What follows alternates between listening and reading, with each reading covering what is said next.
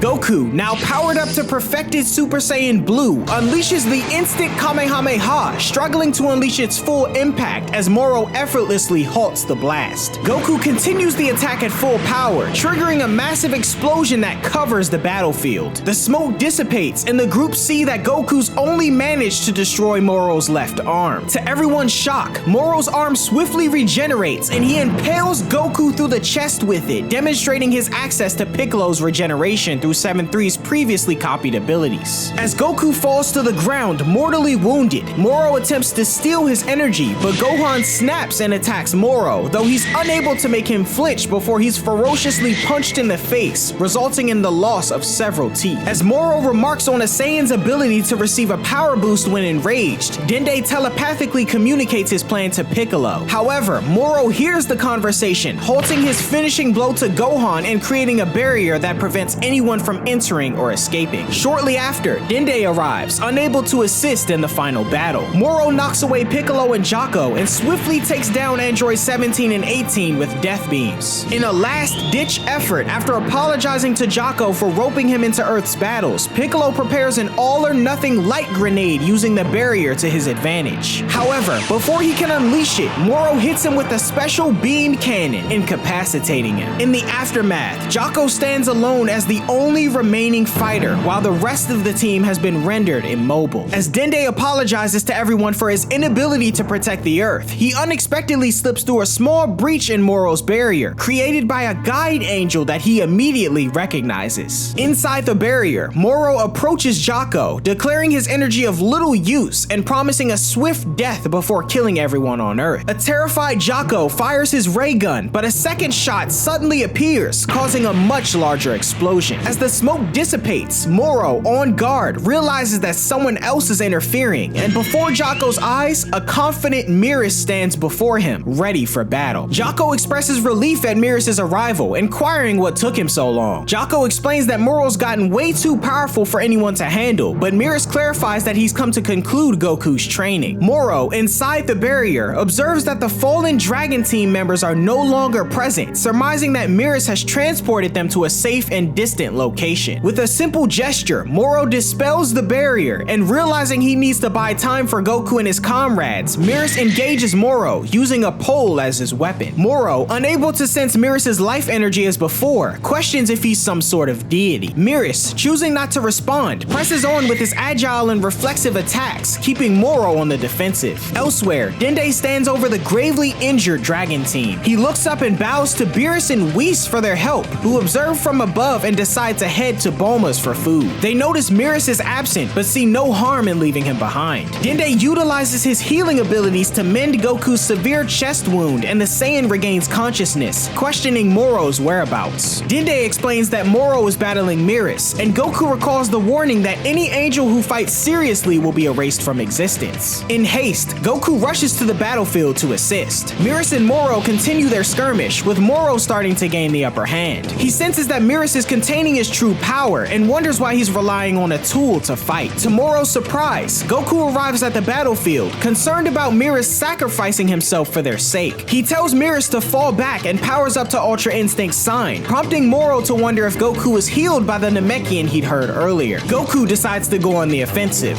However, he fails to land a single blow, as Whis at the same time tells Beerus that he doubts Goku can make any headway against Moro using Ultra Instinct Sign. Consequently, Moro knocks Goku away with ease, and his impending crash is halted by Beerus' abilities, leading Moro to taunt Goku about using the same technique that failed him in the recent past. Beerus states that a final push is needed to trigger Goku's mastery of Ultra Instinct, when suddenly Moro grabs Beerus' neck, copying his abilities. However, Beerus uses his angel staff to cut the villain's hand off before he can use them, intending to permanently disable Moro's power sealing abilities. Beerus and Whis detect Beerus has begun using his angel powers, and Beerus suggests turning around to try to stop him. While Beerus confronts Moro again and uses his staff to destroy the crystals in Moro's palms, he shares his background with Goku. He explains that, despite being born as a neutral angel, he developed a sense of justice during his time in the Galactic Patrol. Seeing how the Galactic Patrol members strive to protect the galaxy despite being outmatched by ever more powerful criminals, Beerus concluded that peace is worth fighting for. As Beerus begins to fade away, Goku urges him to stop, but he presses on, revealing the angelic halo around his neck as he intends to unleash his final attack. With one final charge towards Moro, Beerus recalls his time in training with Goku and his words, believing in Goku's fascinating ideals to reform villains despite their misdeeds. On the offensive, Moro launches an energy attack, but Beerus flies straight through it and lands a punch directly on the crystal on Moro's forehead, shattering it. As he crashes down to the ground below, Moro's power sealing abilities are now disabled, and Beerus begins to disintegrate. Goku and Jaco look on with sadness as Beerus tells Goku that achieving Ultra Instinct in his current level of strength will make him far more stable and unbeatable. Beerus tells Goku to protect the galaxy he's grown to love and fades away. Beerus and Whis observe nearby, Whis expressing his thoughts over the loss of his younger brother, as Goku, torn by sorrow and anger over Beerus' passing, summons newfound strength. While Goku attempts to console himself, he shares with Jaco an important lesson he learned from Beerus, that he's not fighting alone. He recognizes that Beerus' sacrifice was not only for his own benefit, but the universe as a whole. Goku questions Jaco on why he chose to join the Galactic Patrol, to which Jaco responds that it's because he wanted to uphold peace in the galaxy, and of course because the uniform looked cool. Goku, acknowledging his current role as a member of the Galactic Patrol, states that it's now his responsibility to protect the universe as well. Suddenly, Moro returns, but discovers that Beerus is no longer present. Goku informs Moro of Beerus' demise, and that it's his duty to defeat Moro once and for all. Declaring that Beerus' will still lives within him, Goku taps into his inner power, sending a surge of energy into the sky as Gohan and Piccolo observe from a distance. Beerus comments on how well the transformation is going, and Whis states it's finally time for Goku's grand unveiling. As the Earth settles after Goku's sudden power-up, he emerges in perfected Ultra Instinct. With a slow stride, Goku steps forward, each move eerie, leaving Moro in horror. In a frantic attempt, Moro attacks, but Goku effortlessly grabs his arm before he can execute the move, stating he won't be harming the Earth any longer. Goku demonstrates his newfound strength by effortlessly dodging and blocking all of Moro's attacks, prompting Beerus to state Goku's fine-tuning his moves as the battle continues, to which Whis agrees. Moro attempts another powerful attack on Goku, but the Saiyan effortlessly evades his reach, appearing on the other side of the battlefield, much to Moro's shock. Moro questions Goku on how he's able to dodge the way he is, to which Goku explains that his body is reacting instinctively, which is why Moro's attacks can't hit him. Furious and unwilling to believe what he considers nonsense, Moro unleashes his full power as Goku prepares for the next round. Moro charges at Goku, intent to kill. However, Goku uses a God Bind to halt Moro's advance before lifting him into the air. A moment of silence ensues, and Goku jumps toward Moro, landing a powerful punch to his abdomen that sends shockwaves across the entire planet. Moro is visibly distressed before the aftermath results in him being launched into the air as Goku gracefully touches down on the battlefield. Beerus praises Goku's abilities, likening his fighting style to that of a god, a rare display of respect that astonishes Whis. Moro crashes to the ground, severely wounded, and Goku tells him it's futile to resist any longer. Goku questions if Moro finally feels the torment he's shown to others for so long, but Moro dismisses his question, stating he doesn't fear the power of a god and that he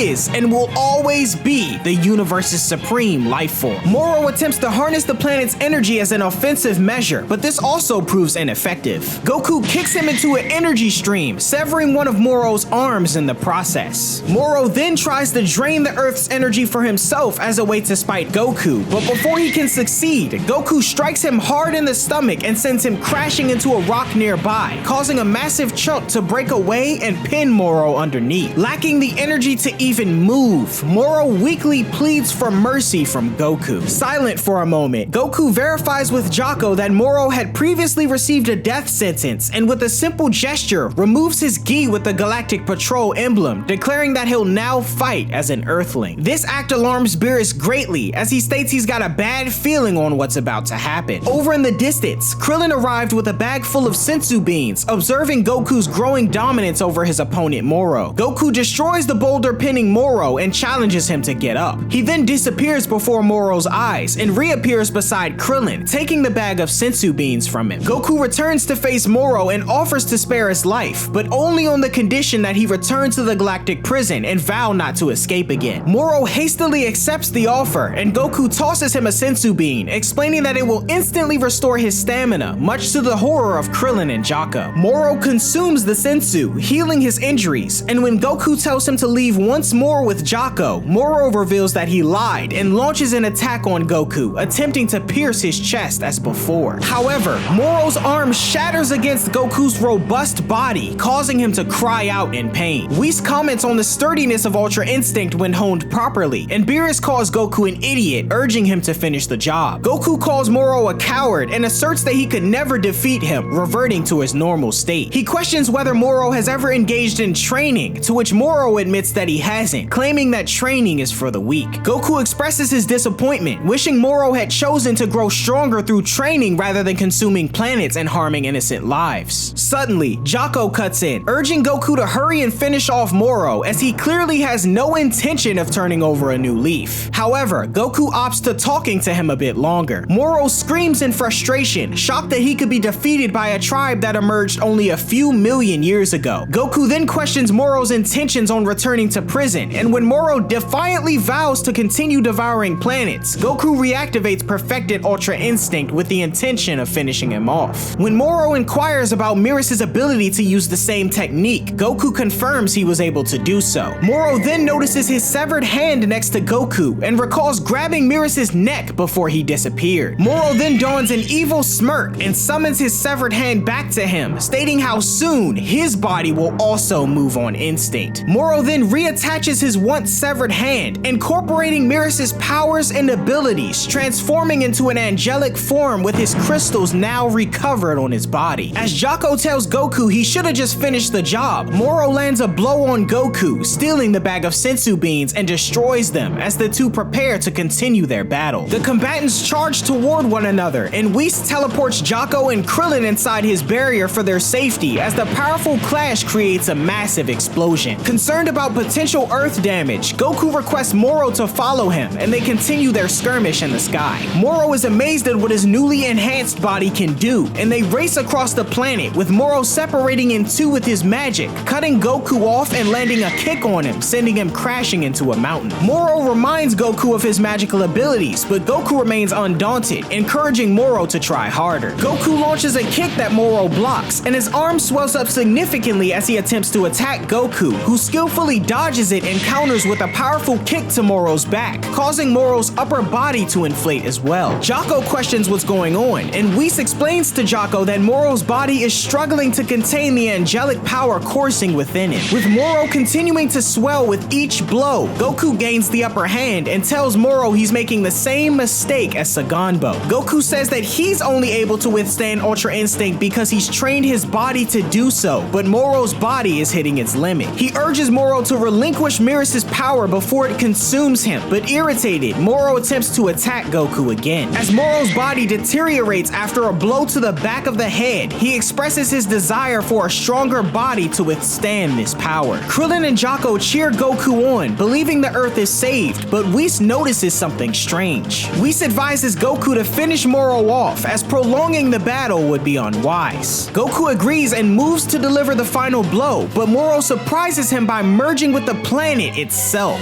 Moro lets out a powerful ki blast from his mouth, engulfing Goku in its stream, although he remains unharmed. As Moro boasts about becoming one with the Earth, Whis informs everyone that Moro's fate is now intertwined with the planets, and killing Moro would result in the Earth's destruction. Additionally, Moro's body has transformed into a colossal bomb capable of obliterating the entire galaxy. Moro arrogantly laughs, declaring that this is the end for Goku, to which the Saiyan stands in awe. Meanwhile, Gohan and the other Dragon Team members notice a disturbance on the battlefield where Goku and Moro are clashing. They see the battlefield moving further away from them, and Vegeta realizes that Moro is absorbing their energy. He urgently instructs everyone to get off the ground and states that Goku's likely screwed up again. In different parts of the world, the Earth's inhabitants feel the effects of Moro's energy absorption as they notice they're feeling extremely weak. On the battlefield, Moro revels in taking the Earth's energy, and as Goku orders him to stop, Moro summons multiple fists from the Earth's surface to assail Goku from all directions. Whis observes that Moro's energy continues to surge, reaching dangerous levels that could lead to the planet's destruction, and Beerus, watching as well, surprisingly decides to intervene. However, Beerus is suddenly summoned by the Grand Priest, the cause likely being the disappearance of the angel Beerus. This leads to both Beerus and Whis to prioritize the meeting with the Grand Priest and abandoning the Earth, surprising Krillin and Jocko. Before departing, Whis advises Goku to defeat Moro by targeting the crystal on his forehead, which will force Moro to release Beerus's power and spare the Earth. In the middle of his explanation, Moro attempts to hit Whis with one of his planet fists, but Whis manages to block it with a mere finger. Instructing Goku to have faith in his own power, Whis joins Beerus in departing for the Angel Realm, but not before Beerus tells Goku to save some food for him, and the two take off. Moro's power continues to swell, causing the crystal to sink deeper into his body. Suddenly, Vegeta arrives in his Super Saiyan Blue evolved state, using his Force Spirit Fission technique to strike the ground to make Moro deflate. Vegeta urges Goku to destroy the crystal quickly, explaining that he can only extract Moro's spirit energy for a limited time before becoming exhausted. Determined to end things, Goku charges in, dodging Moro's hands and flying through them, but he falls short of reaching Moro's forehead and becomes entangled by Moro. Goku questions his inability to do what Beerus did, wondering if he truly possesses enough divine power. Jocko then gets an idea and uses his rocket boots to fly away, telling Krillin he needs to run an errand. Goku's power is rapidly drained, causing him to revert to his base form as the other members of the Dragon Team arrive alongside Vegeta. Piccolo suggests that Vegeta, who can use Force Spirit Fission, gather their energy and transfer it to Goku in reverse, to which Vegeta acknowledges is possible and prepares to do so. Piccolo telepathically tells Dende to gather energy from everyone at the lookout as well, and on a distant island, Goten and Trunks hear Piccolo's voice, offering their energy as well. With energy contributions from everyone, including Vegeta, Vegeta collects the energy and passes it to Goku, revitalizing him enough to achieve Super Saiyan Blue. However, it's still not sufficient enough to reach the crystal, surprising everyone who's now out of energy to give. Suddenly, Jocko arrives at the lookout and urgently inquires about Boo's whereabouts. Meanwhile, Goku reverts to his base form once more and hope begins to wane. Yamcha suggests leaving Earth and using the Super Dragon Balls to return everything to normal, but Krillin states this wouldn't work, as when Moro explodes, the entire galaxy will go along with him. Moro's power then overwhelms him, causing him to go insane. The Dragon Team prepares for a final attempt to save Goku, but they suddenly spot an immense ball of godly energy approaching, originating from a young boy named Oob, the reincarnation of Kid Buu, aided by the Grand Supreme Kai. Dende reveals that when the Grand Supreme Kai's power split, his divine power went to Kid Buu. However, upon Kid Buu's defeat many years ago, his reincarnation Oob received that same power. Vegeta transfers this energy to Goku again, allowing him to reawaken his perfected Ultra Instinct. Goku manifests an ethereal giant energy avatar of himself that overpowers Moro. His physical body then leaps out of the avatar and delivers a mighty punch to Moro's crystal, shattering it. Moro disintegrates and is consumed by a massive explosion, much to the surprise of the Dragon Team, who are caught in the explosion as well. As the dust settles, Krillin wonders what happened, to which Piccolo signals to Goku, and Goku turns to his friends, giving a joyful thumbs up to celebrate their apparent victory. After confirming Moro's demise, Goku's friends quickly rush to him in joy. The news of Goku's victory spreads rapidly throughout the Lookout and planet Yardrat, much to everyone's joy. Vegeta lands next to Goku and inquires about the source of his final power surge. Goku is uncertain, but believes that there must be another remarkable individual on Earth. In Oob's village, the Grand Supreme Kai expresses his gratitude to Oob for his pivotal role, hailing him as the universe's savior. Oob, curious about the stranger's identity, is told that they share a kinship before bidding a farewell, surprising Oob, who thinks that may have all been a dream. The Grand Supreme Kai teleports to the Lookout and reverts to Buu, much to Hercule's delight. In celebration of their victory, Hercule hosts a grand feast in his garden, attended by all of Goku's friends and family. Following the festivities, Goku accompanies Eska back to his home world on New Namek. There, the Namekian Dragon Balls are used to summon Porunga, who restores the planets destroyed by Moro and revives those killed by him and his henchmen, including the Grand Elder Mori and the inhabitants of planet Zune. The universe is swiftly restored to its pre-Moro state, with the exception of Beerus, who was erased from existence for violating the Angel's code. A few days later, Goku, Vegeta, and Buu are honored at the Galactic Patrol headquarters in a ceremony attended by Jocko. They're awarded medals for their pivotal roles in Moro's defeat, and as the Galactic Patrolman announces the honorees, there's an unexpected fifth member, Beerus, who emerges from the crowd, shocking Goku and Vegeta, who believed he had no longer existed. Beerus explains that while he's still alive, he's no longer an angel. A few days earlier, at Grand Zeno's palace, Beerus and Whis kneel before the Grand Priest, who isn't happy about the situation with Beerus. Beerus attempts to pin the blame on Whis, and Whis apologizes, feeling responsible for Beerus's code violation. The Grand Priest reveals that he personally erased Beerus temporarily before bringing him back as a mortal, stripping him of his angelic powers and immortality. This act of mercy by the Grand Priest was made possible due to the Supreme Kai, who offered his own life in exchange for Beerus's. Beerus scolds the Supreme Kai, stating that their lives are one and the same, so if he dies, Beerus dies too. However, in the midst of this, the Grand Priest explains that he'll have to impose a penalty on the three, as they're assigned a task of playing with the Zenos as their attendants are given time off. Back in the present, at the Galactic Patrol headquarters, Goku and company continue to enjoy themselves, concluding the celebrations with a commemorative photo. And with that, Goku and Vegeta's time as Galactic Patrol members comes to an end, and the universe enjoys peace once more.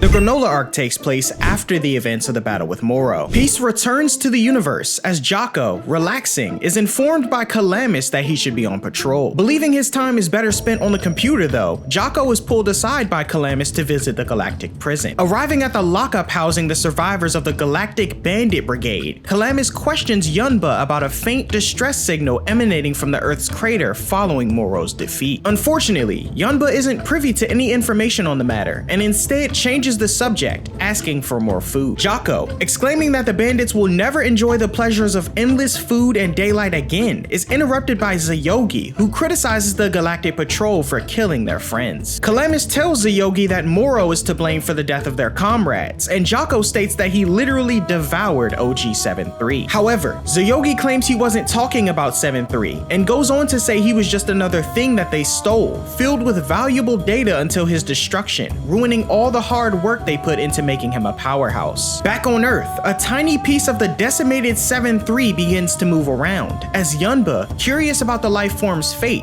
queries whether the entity has truly been obliterated. Jocko, assuming so due to the absence of Moro's remnants, deems it best not to waste their time going back to check, prompting Yunba to smirk, realizing the Galactic Patrol is unsure. We then witness a piece of 7-3 lodging itself into the remnants of the head left in the crater on Earth, and a light emanates from it, signaling a return to life. Back at the Galactic prison, Calamus brushes off the taunts of the bandits, but later questions Jocko on if he actually examined inside the crater. Having given a not so reassuring answer though, the duo head off to Earth's crater in an attempt to locate any remnants of 7-3. Arriving on Earth, Jocko confirms there are no traces of the life form, but unbeknownst to them, two aliens remain in hiding behind a rock, clutching 7-3's head in a container. Subsequently, Jocko and Calamus take off, as do the two aliens undetected. Several months later, in a corner of the universe far away from Earth, an attendant informs their master Goichi that 7-3's data data has been replicated across all their units. Previously stolen by Saganbo and his brigade, 7-3 has now been retrieved in a more formidable state, and overjoyed, Goichi sees this as an opportunity to assert his dominance over the universe. At that moment, a man named Granolah, receiving assistance from his AI headwear named Oatmeal, rapidly approaches and boards Goichi's ship. Skillfully using his weaponry, Granolah dispatches the guards sent to intercept him. In response, Goichi commands the release of their units, the OG soldiers, to halt Granolah. As Granolah enters a room, he's surrounded by the OG soldiers, all resembling the original 7-3. Granolah tells Oatmeal to run a scan to identify the original, and suddenly one of the soldiers attack. Granolah, however, swiftly destroys it, shattering the crystal on its head. The remaining OG soldiers charge in next, and identifying them all as unintended targets, Granolah wipes them out with ease. Upon entering another room, more OG soldiers are released, but Granolah discovers his target,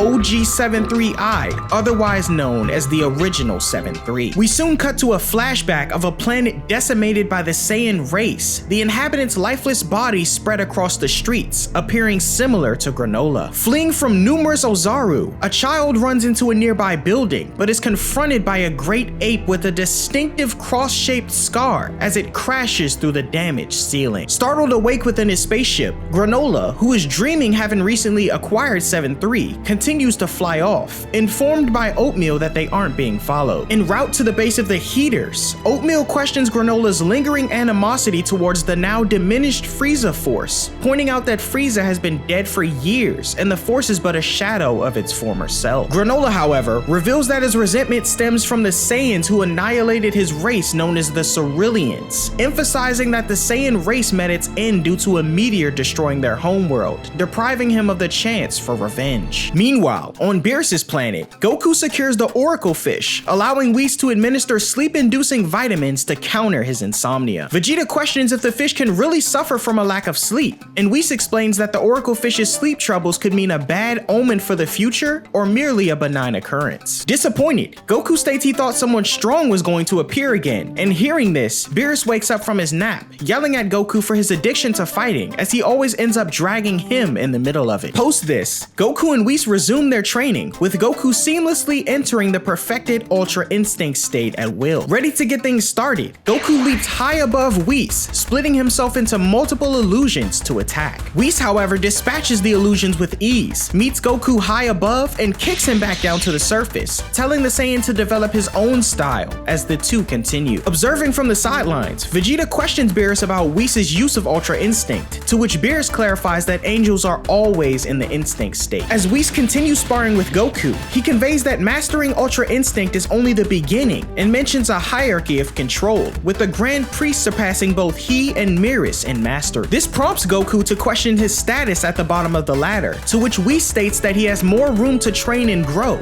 heightening Goku's enthusiasm. Questioned by Beerus if he intends to master Ultra Instinct, Vegeta declines, opting to surpass Goku another way. Beerus states it might be possible and hints to an alternative path for growth, emphasizing that Ultra Instinct isn't the only technique of the gods. This revelation shocks Vegeta as Beerus continues, noting that Ultra Instinct is the specialty of the angels, and that gods of destruction use a different technique, refraining from having to keep their hearts calm. Vegeta inquires if Beerus will teach him this technique, but he refuses, noting that training people isn't in his job description. Walking off to exercise though, he turns to Vegeta, encouraging him to seize any opportunity for improvement, as the Saiyan follows close behind. Elsewhere in the universe, Granolah arrives at the Heaters base, dragging OG 7-3 along. He encounters Soshiru, a fellow bounty hunter, who, upset with his own earnings, marvels at the artificial life form that Granolah managed to obtain. He proposes pretending as if they captured 7-3 together and split the bounty, but before he can lay a hand on the glass tube, Granolah intervenes, threatening Soshiru's life if he makes another move, and proceeds inside. Within, the leader of the Heaters, Elik, accompanied by 3 other Heaters, greets Granolah as he hands over the bounty. After receiving payment, Granolah inquires about Elik's plans for 7-3. Elik dismisses the notion of building an army, but expresses the desire to gather intel, believing information dominance grants control over the universe. Expressing little interest in the conversation, Elik informs Granolah that there are no more assignments for now and drops a bombshell, revealing Frieza's revival. This revelation shocks Granolah, as Elik states that regardless of how he's returned, potential business partners partners are running scared throughout the universe, making it impossible to make deals. Driven by the prospect of revenge, Granolah demands Frieza's whereabouts. Despite Elec warning about Frieza's enhanced power since his return, Granolah persists. Suddenly, one of the heaters identified as Gas intervenes, knocking Granolah down and restraining him. Elec emphasizes the need for careful planning before confronting Frieza, and Granolah reluctantly agrees to wait as Gas lets him go. Calmly rising, Granolah tells Elec to inform him when there are more jobs to do and leaves, subsequently vowing that Frieza will die by his hands. Departing, Elec discusses with his family the potential threat Granolah poses if he surpasses Gas, their family's strongest member. Though Gas is confident in his own power, Elec plans to use Frieza to eliminate Granolah and focuses his attention on 7-3 to locate Zuno, the ultimate source of intel. Returning to his home, planet Cereal, Granolah faces an ambush by Soshiru and his men for his bounty. He decides to settle their battle on a nearby asteroid, and everyone lands. Soshiru and his men prepare to rob Granolah blind. Agreeing to share half of his payment, Granolah invites the group onto his spaceship. Once aboard, Soshiru's group realizes they've been deceived, and Granolah begins eliminating them with precise sniping, courtesy of his cerulean sharpshooting skills in right eye, specifically adapted to situations such as these. Realizing his impending defeat, Soshiru surrenders, leaving behind some payment before retreating. Oatmeal commends Granolah's work, but the cerulean acknowledges that he missed one of his targets and needs more power to take down Frieza. Back on Beerus' planet, the sleeping oracle fish cryptically mentions a shift in the balance of Universe 7, predicting the rise of the universe's mightiest warrior. Granolah returns to his home planet, now inhabited by an alien race called the Shigurians, who embrace him as one of their own. However, Granolah rejects the notion of living in their city, believing that the way the planet is now, it wouldn't suit him or the old man he's living with. Instead, they choose to reside in the mountains, and Granolah makes his way back home. During his walk, Oatmeal questions why Granolah won't take the Shigurians up on their offer, and the Cerulean notes that the city was set up by the Shigurians by the Heaters, as he reflects on the downfall of his people 40 years ago. Standing atop the mountain, Granolah peers down at the ruins of his hometown as a reminder of the devastation brought on by the Saiyans and Frieza, noting that he'll never forget what they took from him. Simultaneously on Beerus' planet, Beerus questions Vegeta about the destructive history of the Saiyan race. Vegeta notes there's no way of knowing how many planets they destroyed in the past, given fighting was once a way of life for his people, and refers to it as a sin. Beerus then questions if Vegeta's attempting to pin all of the blame for his once wicked ways on Frieza and his people, but Vegeta denies this, stating that in his father's pursuit of power, he built planet Vegeta atop countless deaths. He goes on to say that Frieza's clan taking over didn't help things much, but the blood spilled by the Saiyans beforehand was still on their hands. Beerus inquires if Vegeta means to say that it was destiny for the Saiyans to be wiped out, and Vegeta confirms, prompting dismissal from Beerus. Beerus then confronts Vegeta, exclaiming how ridiculous that thought process is. Confused on the Destroyer's sudden interest in the Saiyan race, Vegeta questions what this has to do with the technique used by the gods of destruction, to which Beerus replies plenty and prepares an attack. Demonstrating his powers, Beerus destroys a decorative planet with ease, shocking Goku from a distance, who notes Beerus isn't someone to be trifled with. Vegeta wonders what that technique was, and Beerus vaguely notes that this was just a small glimpse of what he can really do. Vegeta begins to utter a sentence on how he can acquire such an ability, but before he can finish, Beerus suddenly grabs his face and slams him into the ground, warning Vegeta that clinging to the sins of his race will hinder his ability to wield the power of destruction. Beerus then violently throws Vegeta to the side and drops a bombshell, disclosing his role in advising Frieza to destroy the Saiyans' homeworld. This revelation shocks Vegeta as Beerus mocks him, noting that it wasn't destiny after all, and threatens to obliterate Vegeta as well. Growing angry, this provokes Vegeta to power up to his Super Saiyan Blue evolved state and attack Beerus, who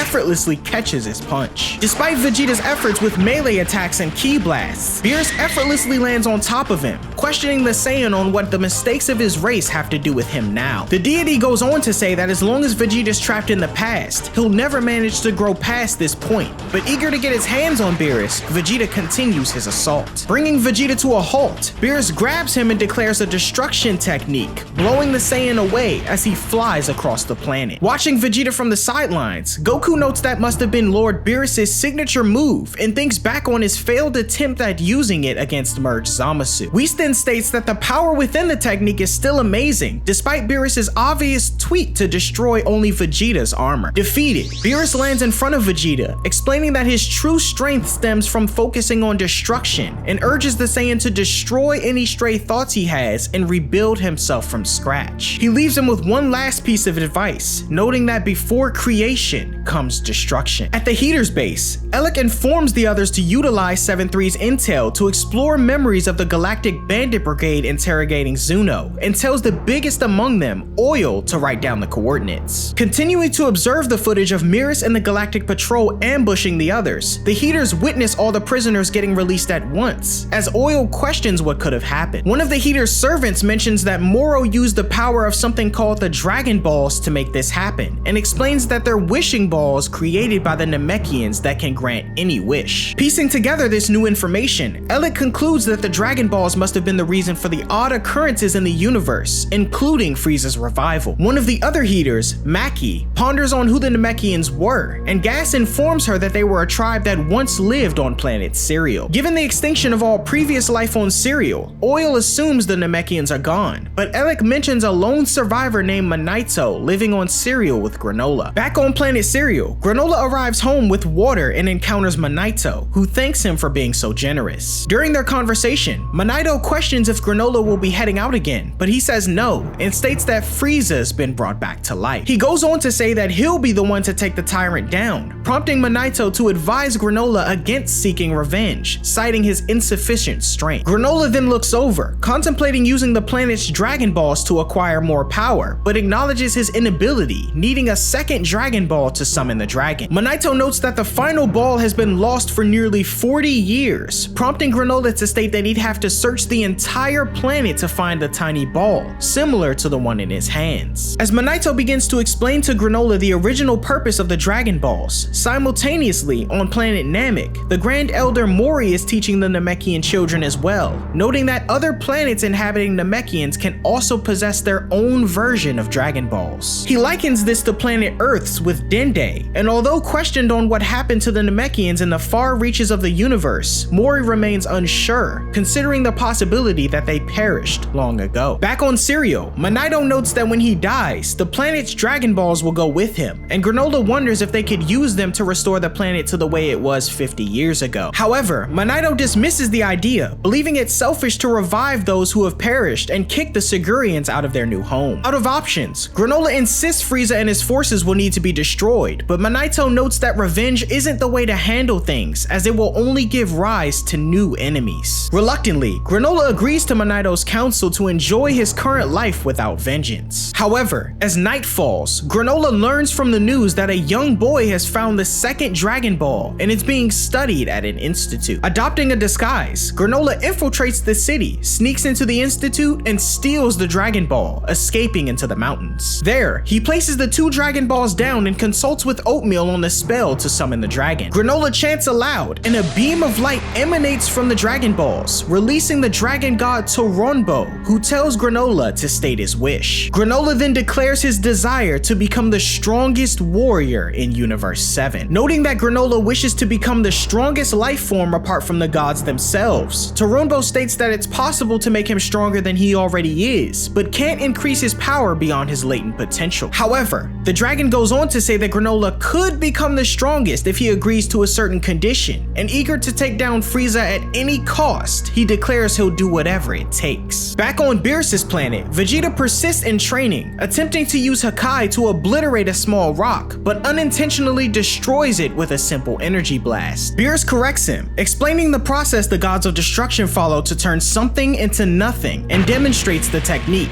triggering a massive explosion. Nearby, Goku trains with Whis, speculating on who between he and Vegeta will become the strongest in the universe. Whis suggests it may be someone else entirely, and although unsure of anyone stronger than the Saiyan duo, if any, the Oracle Fish awakens, prophesying the rise of the ultimate warrior. Vegeta, overhearing this, suddenly appears, showcasing the destruction ability by obliterating a tiny pebble, declaring his imminent conquest over more formidable adversaries. Back on Cereal, Toronbo departs, leaving Granolah alone with significantly longer hair. After testing his newfound might in seamlessly destroying a gigantic boulder pulled from the planet, Manito, sensing the aftermath aftermath, wakes up from his sleep. Rushing into the kitchen, he notices the Dragon Ball is missing and finds Granolah outside, who admits to having used the Dragon Balls to become the strongest in the universe. Aware of a condition to obtain such power, Manito learns from Granolah that he accepted it, warning the latter to be wary, as there's no better way to make new enemies than to brandish the power he now possesses. Confident, Granolah asserts he can handle any threat that comes his way, but Manito disputes this, exclaiming that he may be the strongest now, but there's no telling who'll come forward in the near future. Having heard enough though, Granolah tries to detect Frieza's presence on nearby planets, but unable to find him, he opts to get the information from Elec and flies off toward his spaceship. Flying toward his destination, Granolah is observed by Whis as Goku and Vegeta question the Oracle Fish on who's truly the strongest in the universe. Refusing to answer, he flies off, and aboard his spaceship, Granolah trims his hair while Whis monitors the unfolding events, foreseeing potential turmoil. 2 days later, Granolah arrives at the Heater's base and confronts the group, demanding Frieza's location. He asserts his status as the strongest in the universe, but dismissing him, Elec instructs Oil to remove him from the room. Oil throws a punch at Granolah, but the latter effortlessly repels Oil with a fraction of his power. Curious about Granolah's proclaimed strength, Elec orders Oil to engage him in combat. The one-sided fight unfolds as Oil charges in and attempts to smash Granolah, who kicks him across the face. Oil persists in chasing Granolah, but the fighter dodges every blow, surprising the others. Granolah leaps into the air and fires finger blasts that create holes in the floor around Oil, which collapse and send him crashing down below. Granolah calmly insists that Elec call off his henchmen, but confident, he asserts they aren't done yet. Oil then rises from the floor with the broken tile and hurls it at Granolah, but the fighter uses destruction to turn the object into smithereens. Assuming Granolah to be using magic, Maki tags in with energy blades and charges in, swiping at Granolah but misses every attack. Granolah then expertly uses his scarf to bind Maki's hands and slams her to the ground. When Gas intervenes and cuts her loose, Elec halts him, satisfied yet intrigued by Granolah's power. Elec presses Granolah to disclose the source of his strength, to which he confirms the use of the Dragon Balls. This revelation surprises the Heaters, excluding Elec, who figured as much, as he tells Granolah they don't know exactly where Frieza is yet, but they'll alert him when they have some information. Granolah agrees to head home for now, but notes he doesn't have much time to spare, as his life will be ending soon. Maki questions this, as Granolah is only around his 50s and is supposed to live for 2 centuries given his DNA, but Granolah reveals his drastic sacrifice, as he gave up his remaining 150 years of life in exchange for his new power. We then witness a flashback of Granolah's conversation with Toronbo, as the dragon states that the Cerulean will only have 3 years left to live. Maki questions Granolah's insane way of thinking in search of revenge, but undeterred, Granolah tells Elec he'll be waiting and departs. Later, as the Heaters discuss the situation,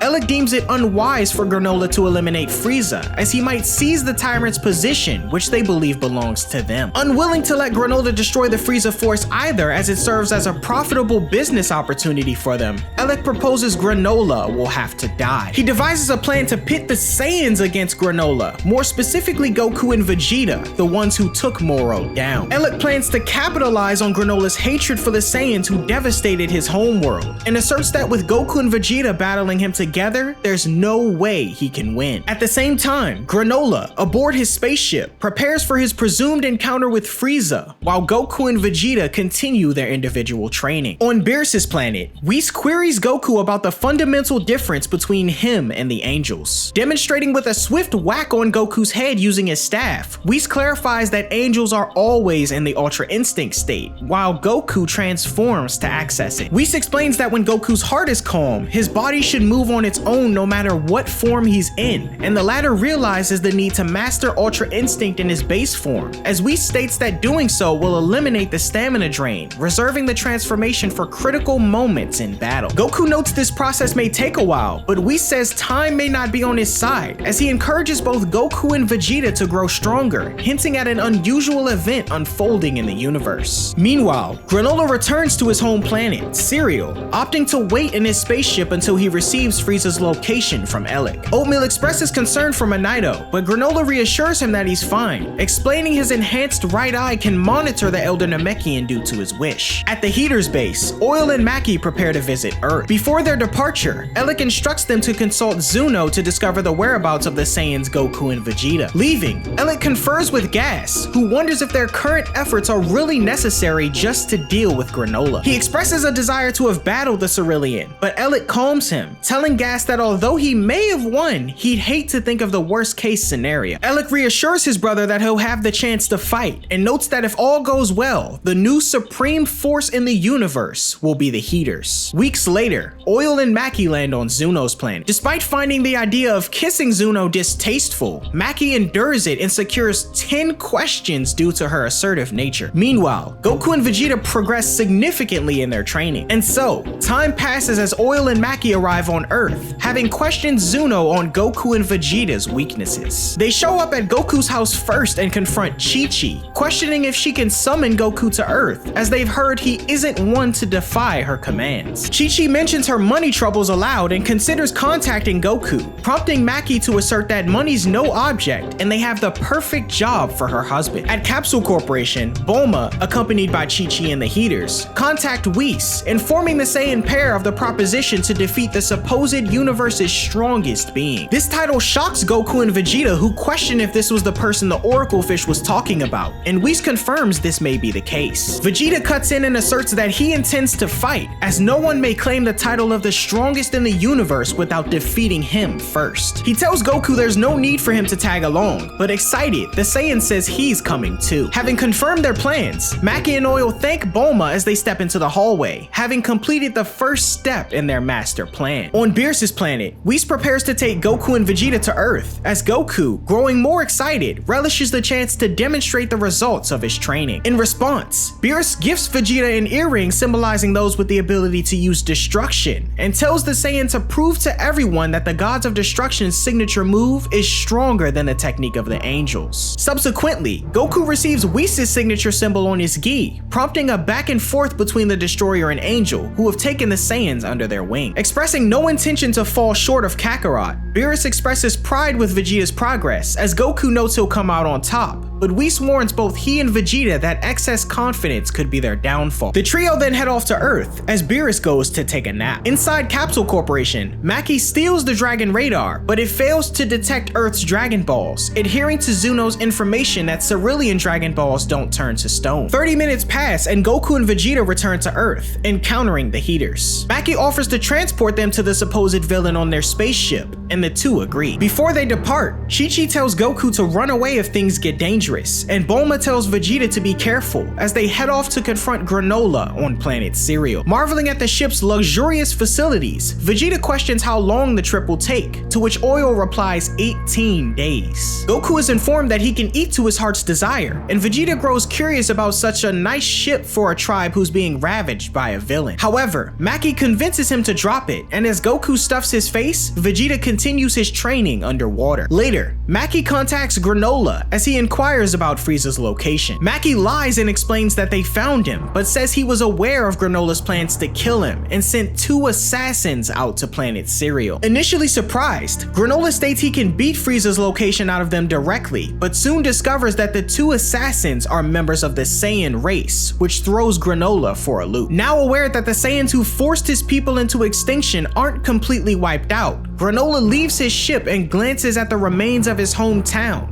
eager to avenge his people after 50 long years. After enduring 18 days of space travel aboard the Heater spaceship, Goku and Vegeta, accompanied by Maki and Oil, reach planet Cereal. Despite receiving directions from Maki on Granolah's location, the Saiyans note the absence of potent key signatures, assuming the enemy must be suppressing his power. Departing for the impending confrontation, Maki instructs Oil to spy on their battle while she stays behind, anticipating the arrival of Ellic and Gas. Flying towards Cereal, Ellic remarks that it's been 4 decades since the Heater's last visit, and Gas reflects on the unpleasant memories associated with the planet. At the same time, Goku and Vegeta continue their flight toward the mountains, the latter finding it odd that the newer cities on the planet haven't been attacked at all. Suddenly, Goku and Vegeta come under a relentless assault of accurate and deadly sniper shots from a mountainous forest. Dodging with difficulty, Vegeta transforms to Super Saiyan for improved evasion, and when the attacks stop, Goku attempts to tap into the instinct state in his base form. Recognizing another barrage incoming, the Saiyans track the shots to an empty clearing, much to their surprise. The barrage intensifies from above and and below, surpassing the Saiyans' ability to keep up. Suddenly,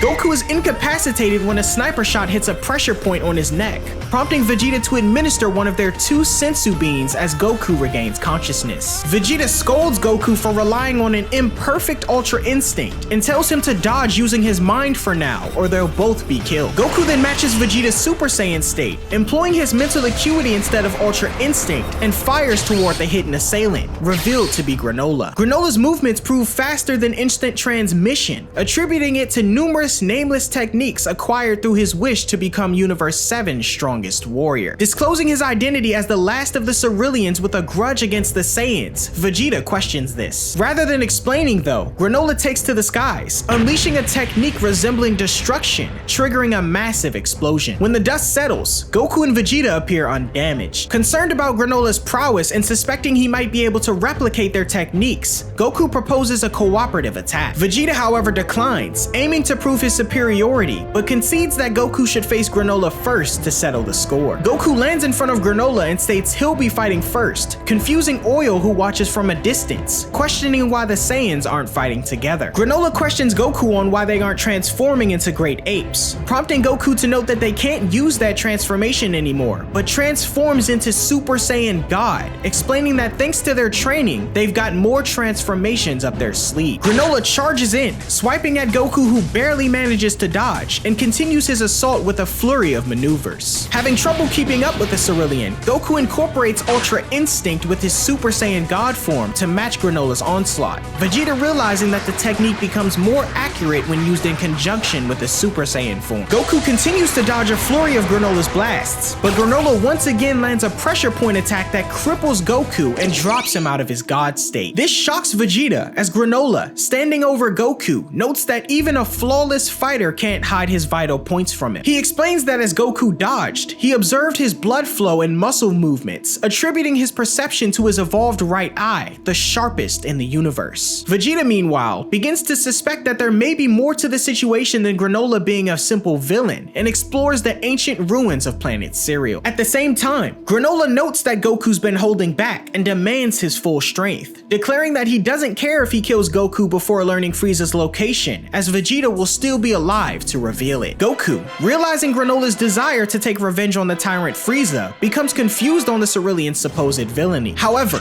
eager to speed things up, Granolah raises his ki even further, expressing confidence in his strength above the Saiyans. Goku then ascends to Super Saiyan Blue and continues the battle, exchanging blows with Granolah that cause tremors and alarm the Shigurians, who question what's going on. As the battle intensifies, Vegeta's suspicions are confirmed when he finds a large great ape footprint in the ruins of Granolah's hometown. Goku maneuvers skillfully, dodging a barrage of attacks and delivering a powerful kick. Granolah evades and retreats into a forested area, skillfully dodging blows and blasts before launching a counterattack with a flying kick using his scarf. Hurling through the trees, Goku withstands the assault, but is met with a powerful punch from Granolah that he manages to block. Goku retaliates with a kick that Granolah blocks as well, and ultimately sends Granolah flying with a powerful blow to the face. Granolah responds in kind with a kick to Goku's face, and when the Saiyan recovers, he unleashes a formidable aura, causing a fiery explosion that devastates the surrounding trees. Granolah, recovering from the shockwave, observes Goku's altered stance, detecting changes in his blood flow and cell movements through his evolved right eye. Goku's merged Ultra Instinct with perfected Super Saiyan Blue is revealed, as the Saiyan notes it won't be so easy to counter. Goku, utilizing incredible speed, outmaneuvers Granolah's sniper blast, charging head-on with an instant Kamehameha. As the attack detonates, a massive explosion ensues, so impactful that Oil is sent flying backward by the shockwave alone, and smoke fills the battlefield. Vegeta watches the events unfold nearby, and when the smoke dissipates, Granolah suffers minor injuries, but Goku is once again felled by the Cerulean's pressure point attack,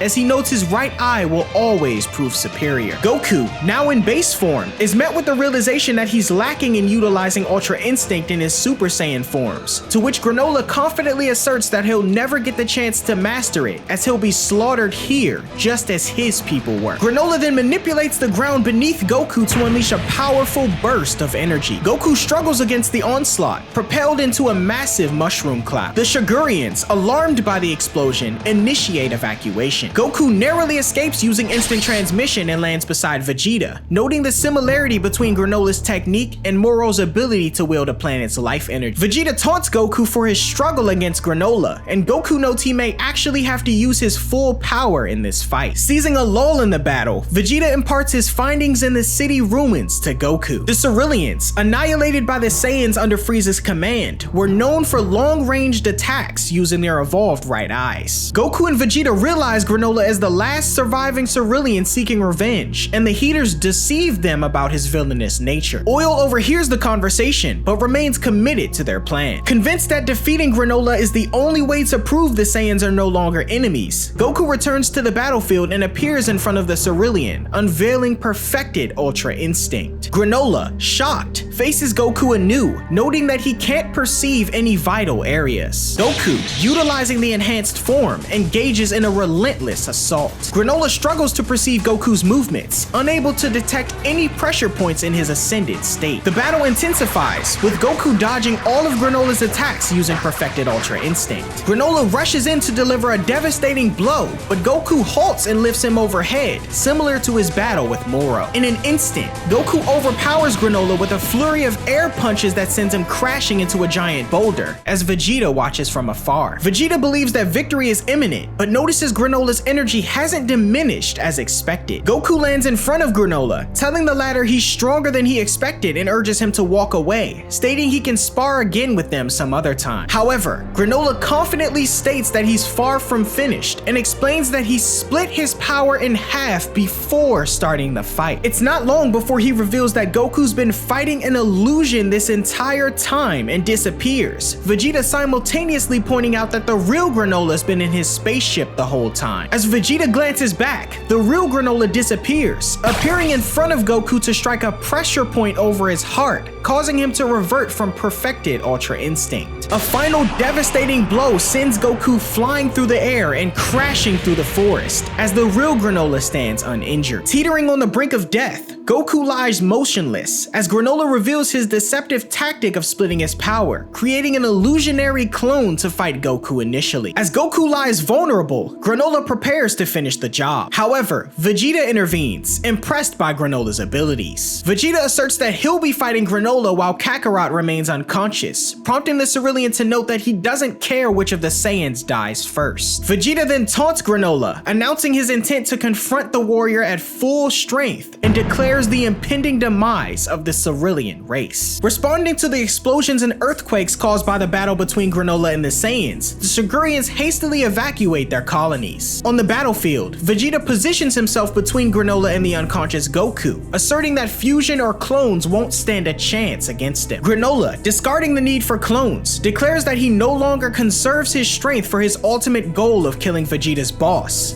Frieza. Despite Vegeta's assurance that he's no longer affiliated with Frieza's army, Granolah remains steadfast in his desire to exterminate all surviving Saiyans, regardless of individual involvement in the destruction of his people. With words proving futile, Vegeta swiftly transforms into his Super Saiyan Blue evolved state, telling Granolah to prepare himself to meet oblivion. Showcasing his newfound powers of destruction, Vegeta triggers seismic activity to surround Granolah with bits of the planet and detonates them simultaneously, causing a massive explosion. However, Granolah, unimpressed, dismisses Vegeta's destructive capabilities as lacking. Employing his destruction-like technique, Granolah lifts and destroys a substantial rock behind Vegeta with ease, utilizing the impact of the explosion's direction to deliver a powerful punch to Vegeta's gut as a demonstration of his superiority. Though winded, Vegeta retaliates with a point-blank ki blast, initiating a chase as Granolah counters with devastating blows, ultimately knocking the Saiyan into a river. Granolah launches precision shots into the water, forcing Vegeta to evade by flying down a waterfall. Utilizing Oatmeal's assistance to enhance his precision,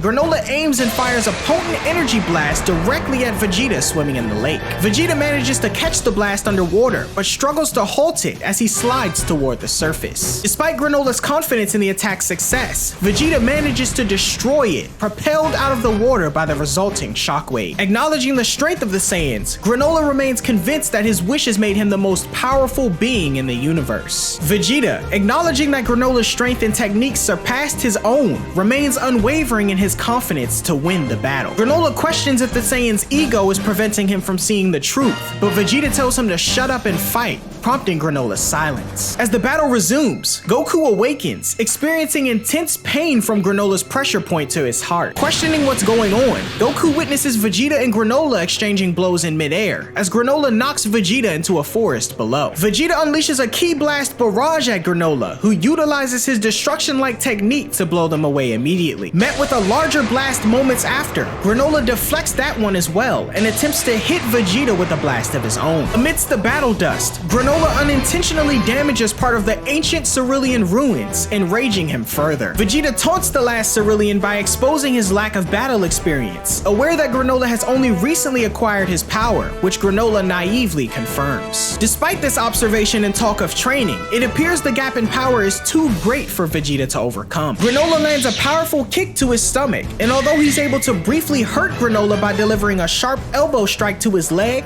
Granolah quickly kicks him away and regains his composure, claiming that it's certain he'll win here today. Vegeta, on the other hand, is invigorated, knowing that no outcome is ever certain, the one thing he truly loves about fighting. Granolah grows infuriated at Vegeta for expressing what he sees as the bloodlust of Saiyans and attacks again, but Vegeta is able to defend himself much better than before as he continues his speech. He says that rankings of fighters reflect only a moment in time, and that his strength is constantly growing, even compared to a few minutes ago. Granolah then declares that if what Vegeta speaks is true, then he should finish the Saiyan off, landing a pressure point attack that shatters Vegeta's battle armor and painfully drops him down to base form. Vegeta struggles and coughs blood onto Granola's arm, still held up to his pressure point. His head slumps forward, but he doesn't fall, beginning to laugh instead. He goes on to say that he's experiencing a feeling that's been lost to him for a long time, as there's no planet to save, no people to protect, just pure battle. He glares at Granolah with bloodshot eyes and pulsing veins, declaring that this is the perfect place to get a battle-crazed Saiyan's blood pumping. Granolah jumps back in surprise as Vegeta's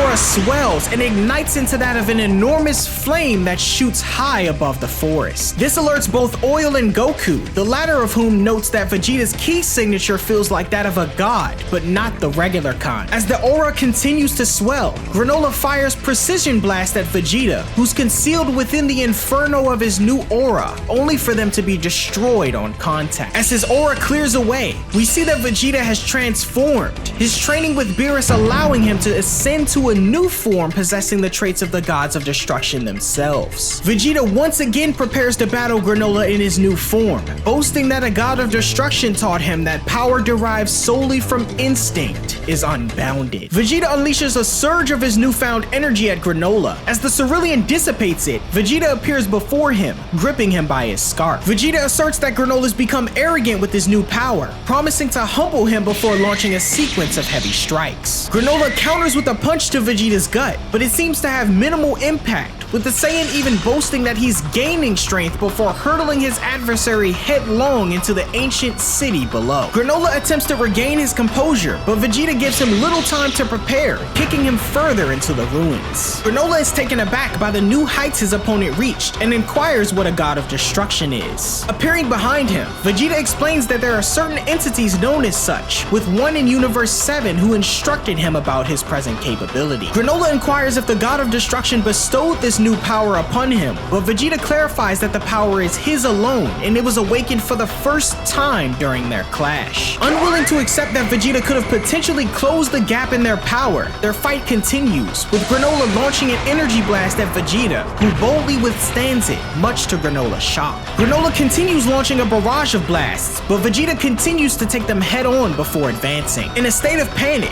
Granolah conjures an energy shield which protects him from Vegeta's assault. Granolah questions why he doesn't dodge attacks like Goku, but Vegeta dismisses the comment, considering perfected Ultra Instinct inferior to his technique. He asserts that Goku's body might have a mind of its own, but he's all ego, and instructs Granolah to refer to his new state as Ultra Ego. Vegeta then advances with a powerful double kick that breaches Granolah's shield and makes contact with his face, sending him crashing through the city once more. From afar, Manito observes the battle unfolding in the old city, pondering if Granolah Granolah is currently confronting Frieza. Growing increasingly frustrated at being on the losing side of the battle, Granolah swears he'll never be defeated by one of Frieza's minions. Vegeta, however, reveals the truth, noting that a meteor wasn't the cause of the eradication of planet Vegeta, but Frieza, marking the Saiyan race another tribe pushed to the brink of extinction by the tyrant. Despite his shock at this revelation, Granolah asserts that this is no reason to cancel his vendetta against the Saiyans and punches Vegeta, who takes the blow and asserts Granolah can believe what he wants as he kicks him into the distance. Recovering, Granolah lands atop the city ruins, Oatmeal pointing out that the Saiyans appear to be victims as well. He attempts to point out the discrepancies in Vegeta's statement against the Heaters, but bent on revenge, Granolah decides to discard him, claiming that he no longer requires his assistance now that he's the most powerful being in the universe. Landing next to Vegeta, Granolah notes that he'll have to make up for his lack of battle experience and swears to grow stronger, using telekinesis to lift a large chunk of the city ruins from the ground and hurls it at Vegeta. Vegeta, however, easily catches it and tosses it aside. Immediately, Granolah launches more of the city's ruins down at Vegeta, utilizing his destruction-like technique to completely obliterate them, along with a large portion of the once bustling hometown. As the smoke dissipates, Vegeta, recognizing Granolah's intent to finish this battle by any means necessary, discards his damaged battle jacket, urging his opponent to continue his assault. As the battle ensues, Oatmeal remotely operates Granolah's spaceship to collect him and flies off. Vegeta lands a devastating blow to Granolah, who responds by kicking Vegeta in his gut. Showing obvious signs of growing fatigue, Vegeta pushes through, smashing Granolah down to the forest below. Taking a moment to breathe, Vegeta notes the blood pouring from his body but shows little concern, excited at the prospect of growing even stronger. Unexpectedly, Granolah unleashes a massive ki blast that Vegeta manages to evade, taunting him on being able to dodge after all, as Vegeta notes it's unwise to underestimate a Saiyan. Meanwhile, Goku drinks from the river and catches his breath, wondering why Vegeta's energy isn't feeling as powerful as before. Realizing he can't sit on the sidelines forever, Goku commences his self-healing process. The fight between Vegeta and Granolah becomes more one-sided as Vegeta continues to take more damage. He launches a potent double Galactic cannon, sending Granolah back, but in his moment of reprieve, Vegeta nearly loses consciousness, realizing he's taken far too much damage. When the dust settles, Granolah remains standing, taking aim at Vegeta. Vegeta's surprised to see Granolah on his feet and decides to end the fight, powering up and creating a sphere of destruction, declaring it'll destroy anything it touches. Vegeta launches the energy sphere, and countering this threat, Granolah evolves his left eye, enabling him to dismantle Vegeta's attack,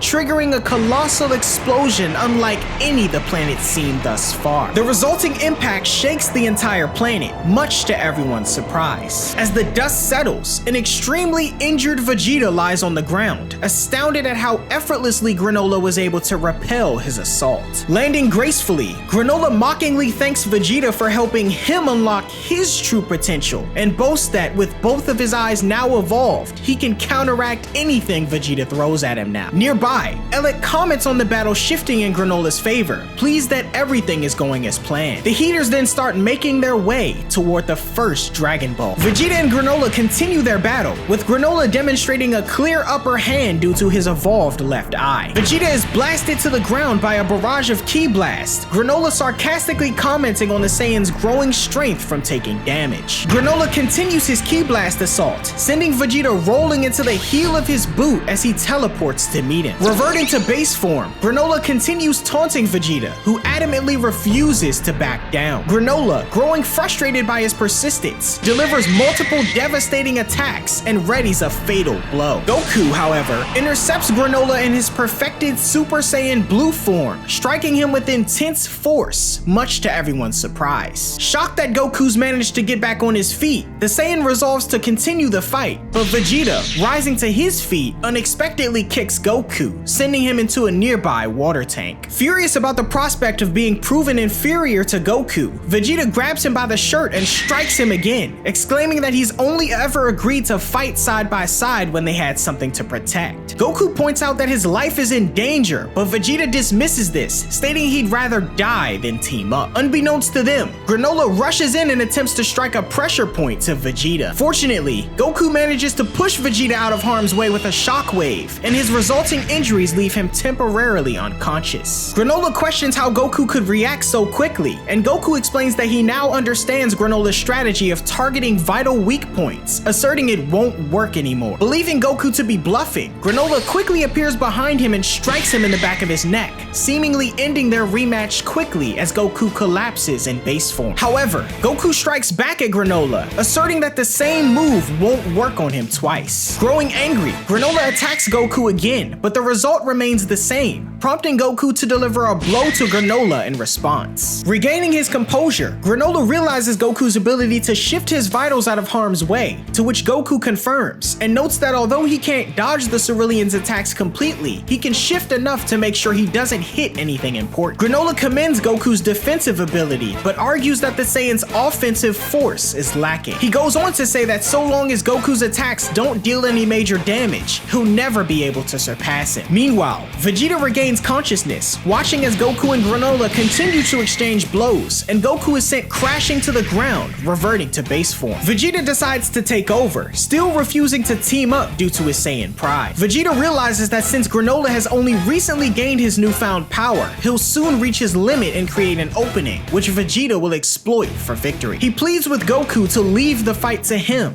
and Goku agrees. Confronting Granolah, Vegeta's met with taunts of refusing to learn his lesson, but responds by noting Granolah's thought nothing through but his revenge of the Saiyan race. Refusing to deny his mission though, Vegeta urges Granolah to hit him with all the power he's got and transforms to Ultra Ego once more, surprising Granolah, and the battle continues. Vegeta headbutts Granolah toward the Shigurian city, and the latter's attempt to break his fall proves futile as the Saiyan kicks him through the city's protective barrier. Immediately, Granolah urges Vegeta to take the fight elsewhere to avoid damaging the city. Vegeta, however, ignores his request and continues the fight. Examining once more to move their location, Granolah punches Vegeta, but is met with the Saiyan's ferocious bite as he's slammed to the ground. Vegeta goads Granolah in saying he can't use his rapid-fire attacks in the city, but with Granolah standing directly over him with the city's safety assured, the fighter unleashes a barrage of attacks on Vegeta at point-blank range to end the fight. When the smoke dissipates, Vegeta is revealed unconscious in a crater created by Granolah, and Granolah collapses from exhaustion as a window breaks behind him, revealing a terrified Shigurian family in their home. Granolah then flashes back to his childhood when he runs into a building where his mother is waiting for him. The two embrace, but turn in horror as Granolah is brought back to the present, realizing the fear he's causing the Shigurians. Having regained consciousness, Vegeta tells Granolah that the Saiyan race deserves to be punished, but by doing so, he's just repeating history. Pondering this revelation, Granolah becomes irate at Vegeta, unwilling to forfeit his chance for revenge, and uses a shockwave to hurl the Saiyan out of the city. Granolah approaches him and gathers all his power for a final, suicidal attack to finish off Vegeta, stating that he'll have to wait to get revenge on Frieza until they're both in hell. Accepting his fate, Vegeta apologizes to Beerus, acknowledging that he couldn't revert to the man he once was, and that the power of the God of Destruction was beyond his reach. Goku, watching the act from afar, rushes in as well as Minato, who's carried forward on a spaceship piloted by Oatmeal. Goku tries to intervene, but the power of the attack prevents him from getting closer. Minato calls out to Granolah to stop, and the sudden distraction gives Goku the chance to knock Granolah to the ground, calling both he and Vegeta foolish for needlessly sacrificing their lives. Minato lands the ship assisted by Oatmeal, and upon revealing himself, Goku and Vegeta question what a Namekian is doing on planet Cereal. Granolah pleads with Minato to stand aside and let him finish the Saiyans, but the old man explains that he lied to Granolah in the past, as there was one Saiyan who didn't deserve his vengeance. 40 years ago, the man who saved both Granolah and himself was none other than a Saiyan named Bardock. 4 decades prior, on planet Cereal, the Namekians would often interact with their neighboring Ceruleans to provide mutual assistance. However, this peaceful coexistence was disrupted when the Saiyans and Frieza force launched an attack, devastating the city and its inhabitants. There weren't many Namekians or Ceruleans on the planet to begin with, so the invasion went off without much issue. Children and elders were massacred, and it wasn't long before Minato became the last surviving Namekian on the planet. As the Saiyans continued continue their rampage, Bardock, in his great ape form, notices a young Cerulean boy running toward a building in the distance and decides to follow him. Making his way toward the structure, we see Granolah and his mother, terrified at the sight of the great ape, and Granolah passes out in fear. Rather than immediately killing the two though, Bardock hesitates. In a desperate move, a brave Cerulean named Flake takes aim to destroy the moon as one of the Saiyans rush toward him. However, Flake miraculously releases his energy blast moments before being hit,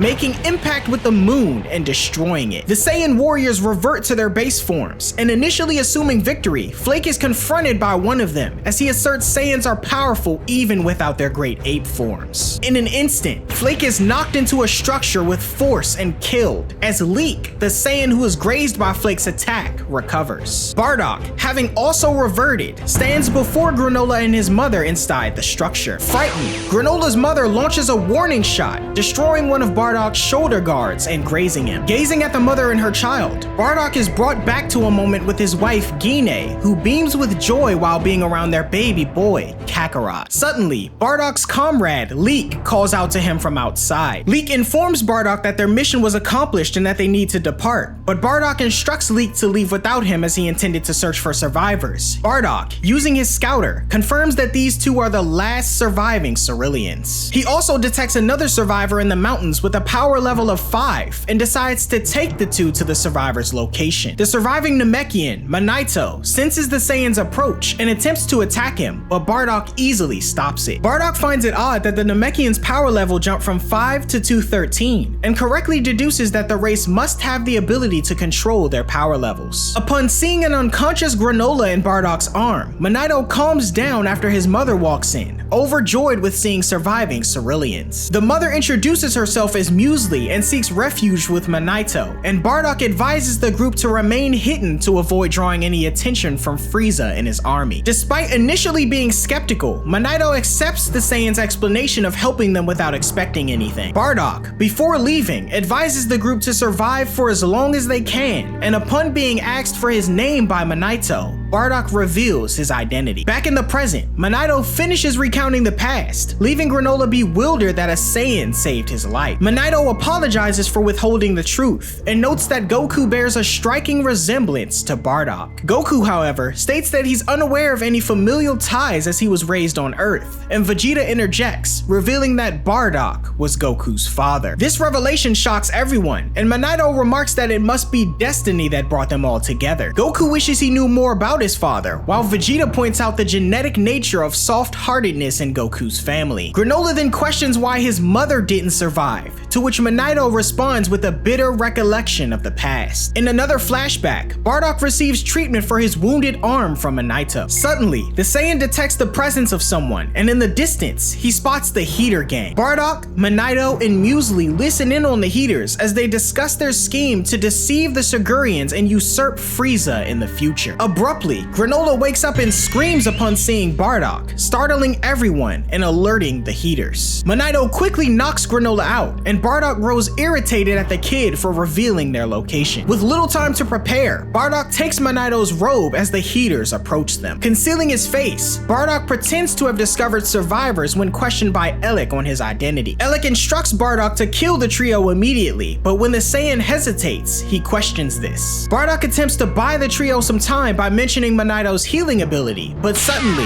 Elec fires a weapon, shooting Granolah's mother in the heart and killing her. Unremorseful, Elec tells Bardock to kill the kid and take the Namekian, but the Saiyan surges with anger, noticed by Gas. Unexpectedly, Bardock unleashes a blast at the Heaters, but Gas protects them with a force field. Utilizing the smoke as cover, Bardock managed to escape with the others. Manito attempts to heal Granolah's mother, but he lacks the power to do so. Wondering what's gotten into him, Bardock glances at a young Granolah, as Elec simultaneously tells the others that Bardock, the Namekian, and the boy have to die. Gas offers to finish the job alone and flies off to find them. In the present, the Heaters continue their search for the cerulean Dragon Balls. Alec and Gas reminisce about their encounter with Bardock and Gas's fight with him 40 years ago. Gas notes he'll never suffer an indignity like that ever again, and pulling out the first Dragon Ball they managed to find, Alec alludes to a dastardly wish. At the same time, the Heaters draw closer to the second and final Dragon Ball. On their way, Maki checks on Oil, who informs her of the current situation. Maki runs to alert the others, who discover that Goku, Vegeta, and Granolah have stopped fighting. Alec questions this turn of events, only to find out that Manito intervened. This annoys Alec, who is hoping Manito would stay out of their affairs. Gas suggests they simply eliminate all of them, and his siblings concur, giving that both parties are fatigued from their earlier conflict. Alec decides to take advantage of the situation and summon the dragon after locating the remaining Dragon Ball, as Maki hands him the radar and spell to summon Toronbo. Before she and Gas depart for Goku and the others, Alec tells Gas he'll be making a wish for him, prompting Gas to state his current strength is more than sufficient to handle everyone. However, Alec insists that their plans hinge on Gas's power, and Gas pledges to complete their mission as he and Maki depart. Back at the battlefield, Granolah is infuriated to learn that Alec, who he served for years, is the one who murdered his mother. He confronts Manito for withholding this information, but Manito explains that he was trying to protect him. Goku intervenes to prevent Granolah from harming Manito, while Vegeta questions if Bardock was victorious in his fight against Gas. Manito confirms that Bardock was in fact victorious, mentioning that Gas was a formidable opponent. However, before he can finish his sentence, the sky darkens. The Saiyans liken this darkness to their Dragon Balls on Earth as Granolah and Manito grow anxious. As the two likely predicted, Alec successfully summons the dragon and stands in awe of the sight. The dragon, Toronbo, inquires for Alec's wish, which is granted off screen. The sky goes back to normal, and the arrival of an overwhelming power sends shockwaves through Goku, Vegeta, and Granolah. Oil and Maki then arrive, taunting the trio of fighters, and notes they'll be disposed of soon. Maki sarcastically thanks Granolah for his services, but declares him an obstacle now that he'd become the strongest in the universe. However, she notes that he's not the only one capable of making a wish. She and Oil then introduce Gas, now the most powerful being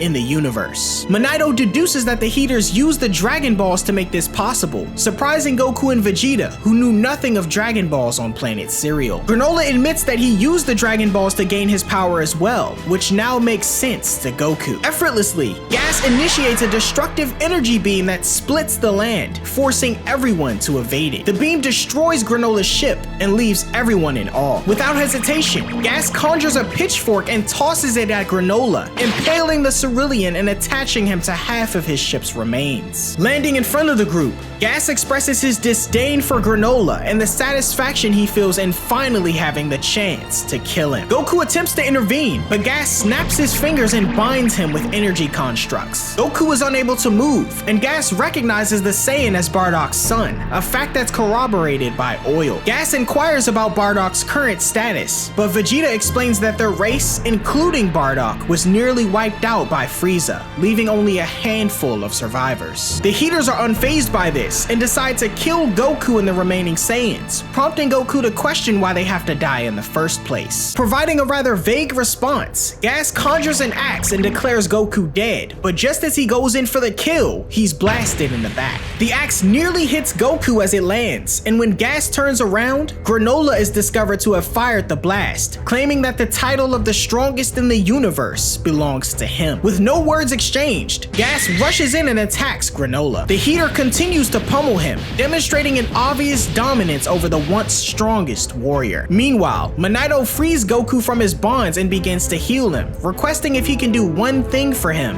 and save Granolah's life. Goku agrees, and at the same time, Granolah continues his struggle against Gas. Attempting to land hits, he questions why the Heaters let him live, and Gas explains that they didn't know he survived until several years after the fall of planet Cereal. He goes on to say that by that time, Granolah had already made a name for himself as a bounty hunter, and wanting to utilize him as a resource instead, Alec agreed to keep him alive. Granolah then flashes back to his youth post-Cereal's destruction, as a conversation ensues between Manito and Alec, Manito stating that Granolah doesn't know the truth of his mother's death, as if he did, he'd run off to confront her killer, ending his own life in the process. Confident that the boy would never learn the truth, Alec tells Manito to keep his mouth shut, otherwise he and Granolah will both be killed. Alec then introduces himself to the boy, offering to pay him for his services. Back in the present, Monito regrets the decisions he's made, but Goku says he did it for the sake of Granolah, so he can't blame himself. However, Monito continues to downplay his credibility as a Namekian, stating that he can't even restore Goku's energy completely. Suddenly, Goku remembers that he and Vegeta brought another Senzu bean, but Vegeta says he stored it in his armor that he tossed away. An explosion then occurs moments after, and Granolah emerges from the smoke unconscious. Tagging in, Goku thanks Monito for healing some of his injuries and tells Vegeta to go back, find his armor, and eat the Senzu bean as soon as he finds it. Vegeta seems to be surprised by this, but Goku notes that it's only fair given he ate the first one. Vegeta tells Goku not to die, and Goku tells his ally to use his freaky face mode to defeat Gas as he flies off, Vegeta noting the form is called Ultra Ego. Goku lands in front of Gas, who, without hesitation, summons a blade and attempts to stab the Saiyan. However, Goku transforms into his perfected Super Saiyan Blue form, halts the blade, and breaks it in half. Goku attempts to buy some time by launching a series of attacks at Gas, but appearing from an explosion, the heater smashes Goku in the head with a hammer he conjured up. Maki naively asserts that Gas didn't need the wish as Goku's being pushed back, and at the same time, Oil points out that Vegeta is missing. Vegeta locates his armor in the Senzu bean and returns to the battlefield where Goku is anxiously waiting for him. He stands over an unconscious Granolah and wakes him up, instructing him to eat the Senzu bean instead. Vegeta explains that it'll restore his strength, and confused as to why Vegeta, who had it all along, didn't use it himself, Vegeta responds that he would rather lose than resort to such a cowardly tactic. He encourages Granolah to seek his revenge against those who ruined his life by eating the bean and using his own strength to settle the score. On board the Heater spaceship,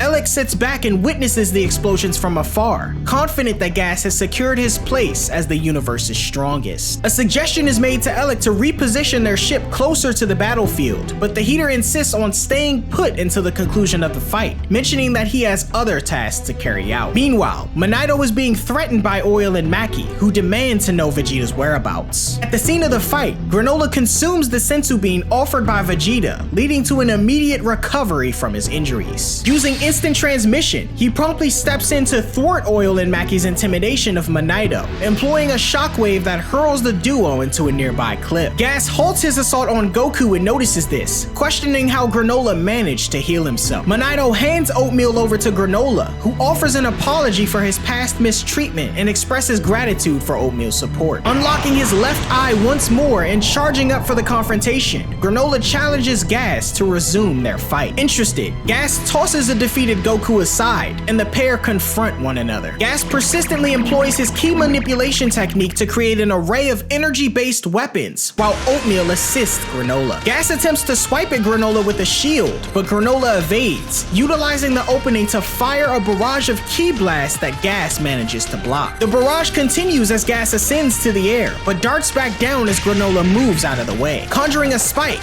Gas charges at Granolah, but the latter redirects it and tosses Gas aside. Preparing kunai, Gas tosses a bunch at Granolah, but he deflects them and gives chase. At the same time, Oatmeal warns Granolah of his elevated heart rate and instructs him to stay calm and focused. He then alerts Granolah of a wrecking ball coming from above, which the Cerulean manages to stop from crushing him. However, Gas tugs at the chain and detonates the weapon, but Granolah remains unharmed. He attempts to move from the smoke, but is quickly warned by Oatmeal that he's surrounded by projectiles, as Gas confidently thrusts them into the smoke, supposedly hitting Granolah. As the dust clears though, Granola's unharmed, clutching the remainder of the projectiles in his hands, and asserts ki manipulation won't work on him anymore. Goku queries Vegeta about Granola's performance, to which Vegeta responds that the fighter is holding his own, and may even be outdoing Gas. Granolah continues his assault, exchanging blows with Gas and eventually landing a solid punch that sends him crashing into a tree. Oil questions how Gas could be getting pushed back, and upon further observation, Vegeta states that the Heater has only recently attained the title of the strongest and has yet to fully harness his power. During their ongoing battle, Granolah questions why Gas is relying solely on his inherent abilities rather than the powers granted to him by the wish. At the same time, Maki, on the sidelines, says to herself that it's not that Gas can't utilize his power, but he just doesn't want to. Unaware of this theory though, Granolah attempts to strike a powerful blow, only to be met with a barrier from Gas's growing aura. Effortlessly, Quickly, Gas extends his hand and unleashes a colossal blast on Granolah at point-blank range, leaving the fighter with minor damages as he grows annoyed. Granolah points out that he knew Gas was holding back,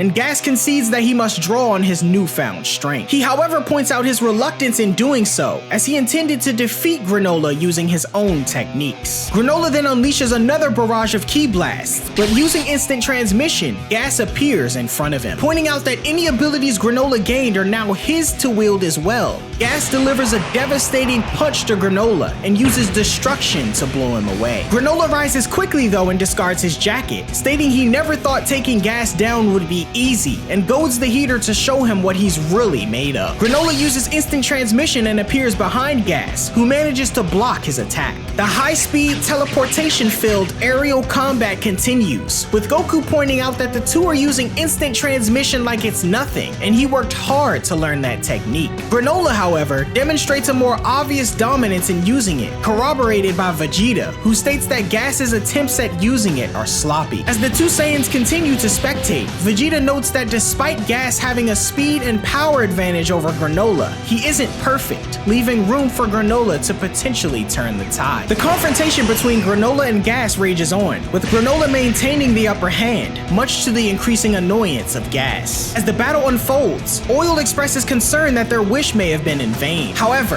Maki counters that Gas would never allow himself to be defeated so easily. As Gas begins to anticipate and counterattack Granolah's tactics, Vegeta observes that Granolah wasted too much time and allowed Gas to grow accustomed to his new power. Despite his increasing familiarity with Granolah's moves though, Gas is still overpowered. Granolah introduces clones into the battle, but Gas quickly dispatches each one, dismissing the tactic as ineffective. More Granolah clones charge in as Gas assumes victory, preparing himself and launching a series of simultaneous blasts to pierce the clones, much to everyone's surprise. Gas assumes that Granolah lost himself in his newfound skills, but the real Granolah appears in front of him, asserting that he was waiting for the perfect opening to unleash his devastating attack. Granolah then lets out a resounding cry and blasts Gas in the stomach at point-blank range, sending him crashing through the rubble across planet Cereal and eventually landing in a river. Sinking to the bottom, Maki and Oil grow concerned and rush to their brother,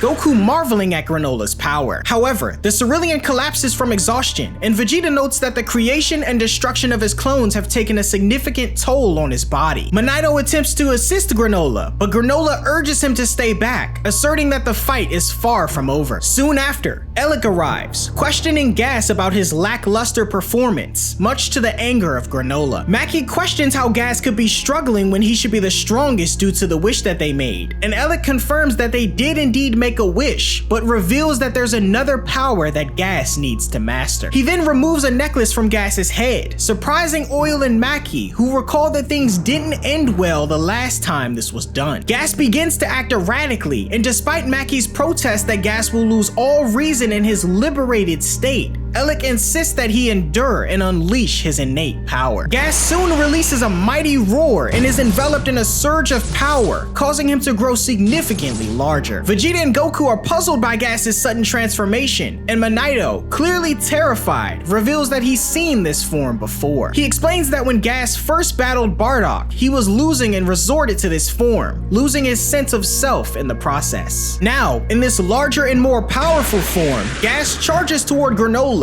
easily overpowering him. Granolah finds he's unable to defend himself, as Gas mercilessly pummels him around planet Cereal. Vegeta questions Monito on how Bardock managed to defeat Gas in this state, but Monito admits he doesn't know, as he was unconscious at the time. Maki notes that she knew Gas would lose himself in this state, and she and Oil attempt to reach out to him. However, Gas can no longer recognize them as allies and charges toward them, delivering a blow to both. Despite Maki and Oil's complaints about Gas's loss of control, Elec remains confident, asserting that as the strongest warrior in the universe, Gas will eventually gain control. Suddenly, Gas takes off and turns his attention to Vegeta, kicking him with intense force and slamming him into a nearby rock. He continues to overpower the wounded Saiyan with a flurry of punches, prompting Goku to rush in to help with a blocked attack. However, the sight of Goku reminds Gas of his battle with Bardock, causing him to recoil at the memory. Gas begins to shake and convulse in pain, but Alec's reminder of his vow to never lose again resonates with him. This awakening allows Gas to momentarily regain control, and his body undergoes another transformation. Everyone watches in anticipation as Gas regains his senses and takes control of his new form. Alec is delighted to see his younger brother officially become the strongest in the universe,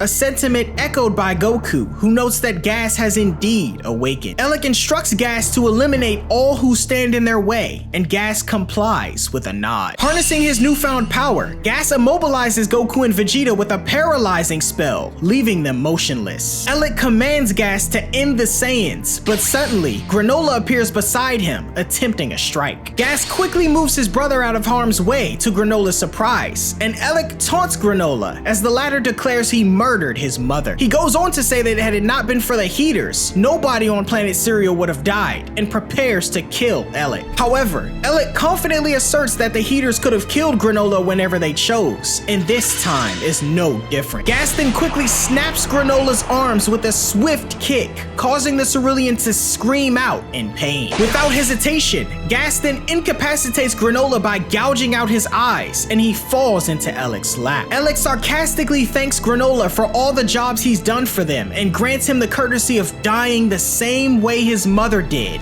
using the same weapon to blast Granolah through the stomach, much to the surprise of everyone present. Granolah plummets into the water below as Alec says that was a long time coming. Gas then noting he lost interest in fighting Granolah, so his pathetic death is of no concern. Goku grows angry at the sight of losing Granolah, and suddenly, Vegeta grants Goku his last bit of energy, breaking him free from Gas's spell. Vegeta tells Goku to use his energy wisely and to defeat Gas once and for all, prompting Goku to silently agree. Gas begins to thank his brother for bestowing the honor of the strongest in the universe to him, and to thank him, Alec proposes Gas eliminate the remaining threats on the battlefield.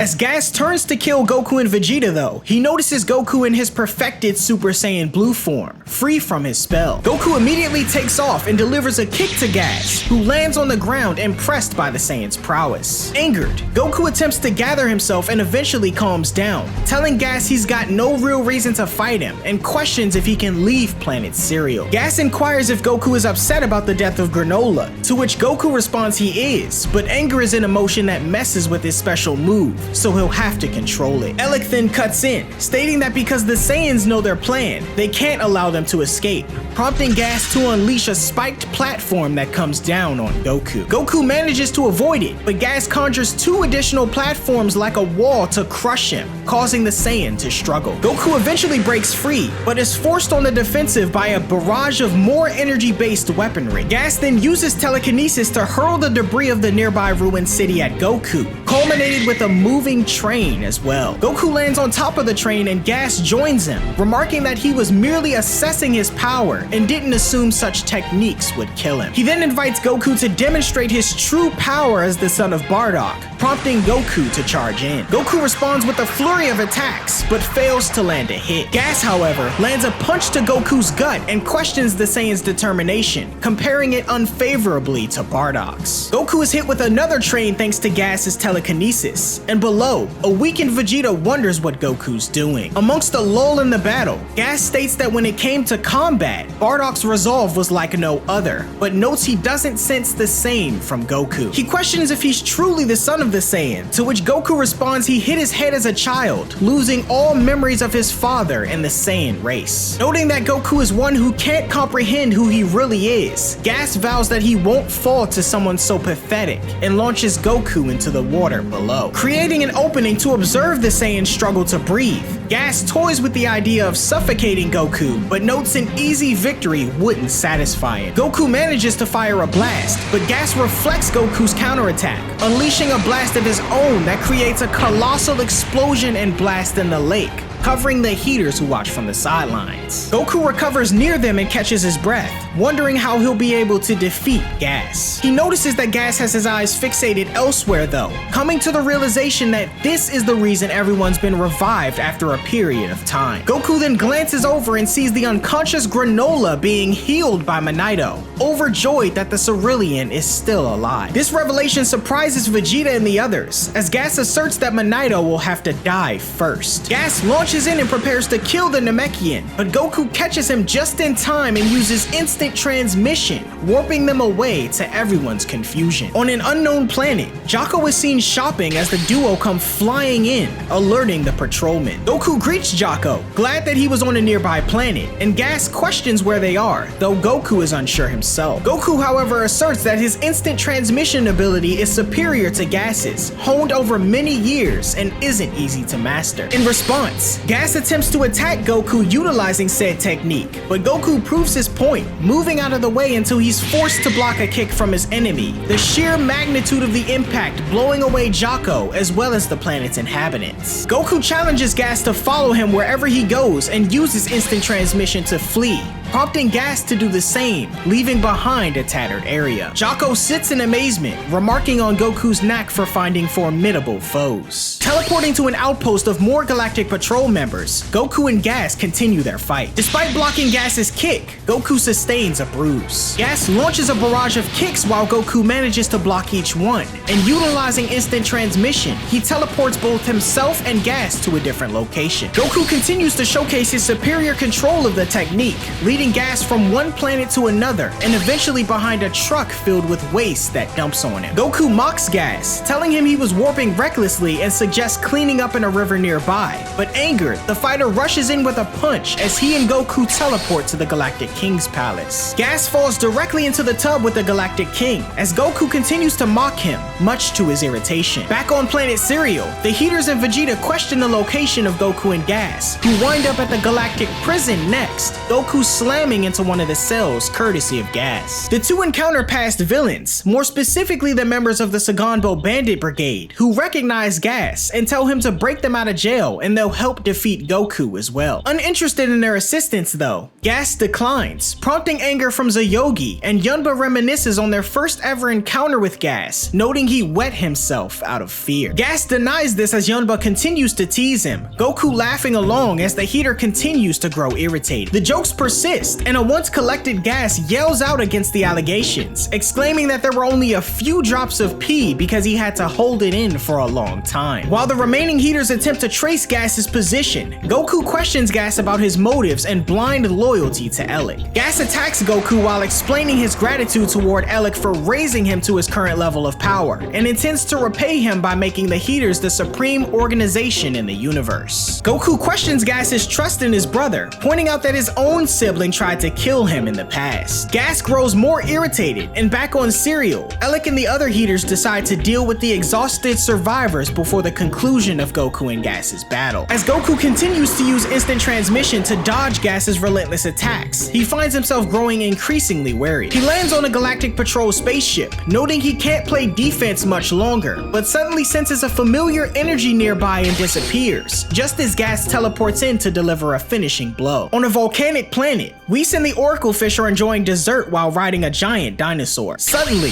Goku appears, followed shortly by Gas. Goku greets Whis, noting how lucky he was to sense his energy, and when Gas questions who this stranger is, Goku says he's his master, who also happens to be an angel. Revealing his strategy to leave Gas with Whis, Goku uses instant transmission to backtrack all the locations he visited, landing back on planet Cereal moments before the Heaters can attack Manito. Questioning how Goku made it back to Cereal without Gas, Elec grows annoyed. On the far reaches of the universe with Whis, Gas attempts to use instant transmission as Goku did, but struggles as Whis explains the distance from there to Cereal is too great to warp to directly. Angrily questioning the direction of planet Cereal from their location, Gas gets instructions from Whis, taking off at light speed to finish his battle with Goku. Whis jokes about Gas staying for a more leisurely visit, prompting confusion from the Oracle Fish on the stranger's identity, surprising Whis. Goku reunites reunites with the others, having bought them some time before Gas returns. Oatmeal is also present, having activated a mobile android mode to assist. Spotting the group fleeing, Mackie questions Elec if they should unleash their inner natures like Gas did earlier, but Elec comments that they'd be no match for Goku and should retreat until Gas returns. In a hover car on the way to Manito's house, Goku spots a small communication device that Whis planted on him earlier. Whis warns Goku that Gas is approaching and will arrive in 20 minutes Earth time. This revelation shocking the group as Manito informs them that this isn't enough time to fully heal Granolah. Whis questions Goku's progress with Ultra Instinct, and Goku notes he isn't satisfied with it yet, being unable to fully calm his heart as Whis does. Whis tells him that as a fundamentally different life form, this is understandable, but repeats to Goku that it's up to him to discover his own unique version of the technique. Whis leaves Goku with one last piece of advice to listen to the voice within himself as he and the others arrive at Manito's house. Inside, Manito reveals something to Goku: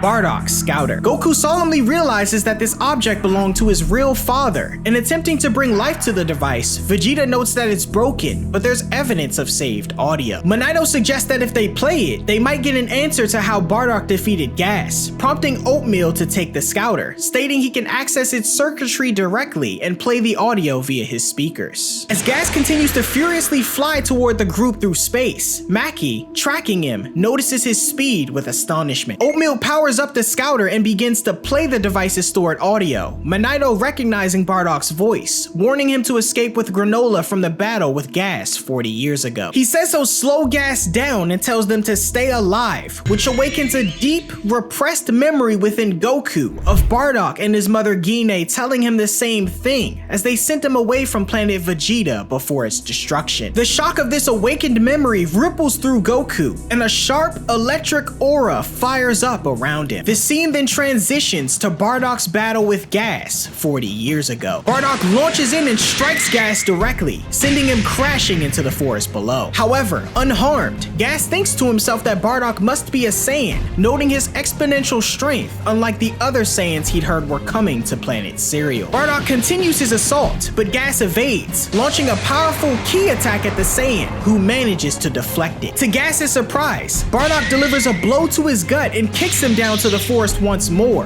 attempting to catch his breath, and notes that likely didn't finish him off. Landing near Manito, Bardock's message to stay alive is repeated, and getting a sudden reading on his scouter, Gas leaps from the forest, telling Bardock that he won't escape. Noticing the minimal damage done to Gas, Bardock ponders his next move, while Gas, considering Elec's instructions to end things quickly, remarks that playtime is over. Conjuring a mace for battle, Gas prepares himself for round 2. Manito, however, interjects before they get started, insisting Bardock has already done ample for them and he should seek safety. Gas, catching bits of the conversation, darkly predicts to Bardock that the Saiyan race's survival is tenuous, regardless of his actions. Having heard enough vague premonitions though, Bardock dismisses the idea of escape and engages Gas in battle. Gas leaps over a blast from Bardock and slams him overhead with his weapon. Bardock grabs the weapon though and tosses Gas into the air. Landing in the distance, Bardock tells Manito to leave while he can as this is his fight now, and takes off to confront Gas. Exchanging blows, Gas exclaims that Bardock's attacks are nothing to him, unleashing a vicious beam of energy that overwhelms the Saiyan. As he collapses to the ground, Gas reveals that he can't afford to waste any more time and opts to unleash a bit of his inner nature, surprising Bardock. Simultaneously, Manito hastens to his home to collect the Dragon Balls of Cereal, intending to use them to aid Bardock, who persists in the fight despite his deteriorating state. Bardock realizes that Gas is capable of adjusting his power level, and the fighter boasts of the full extent of his power, questioning if Bardock has lost the will to fight. However, the Saiyan notes that nothing gets him more excited than battling a powerful foe,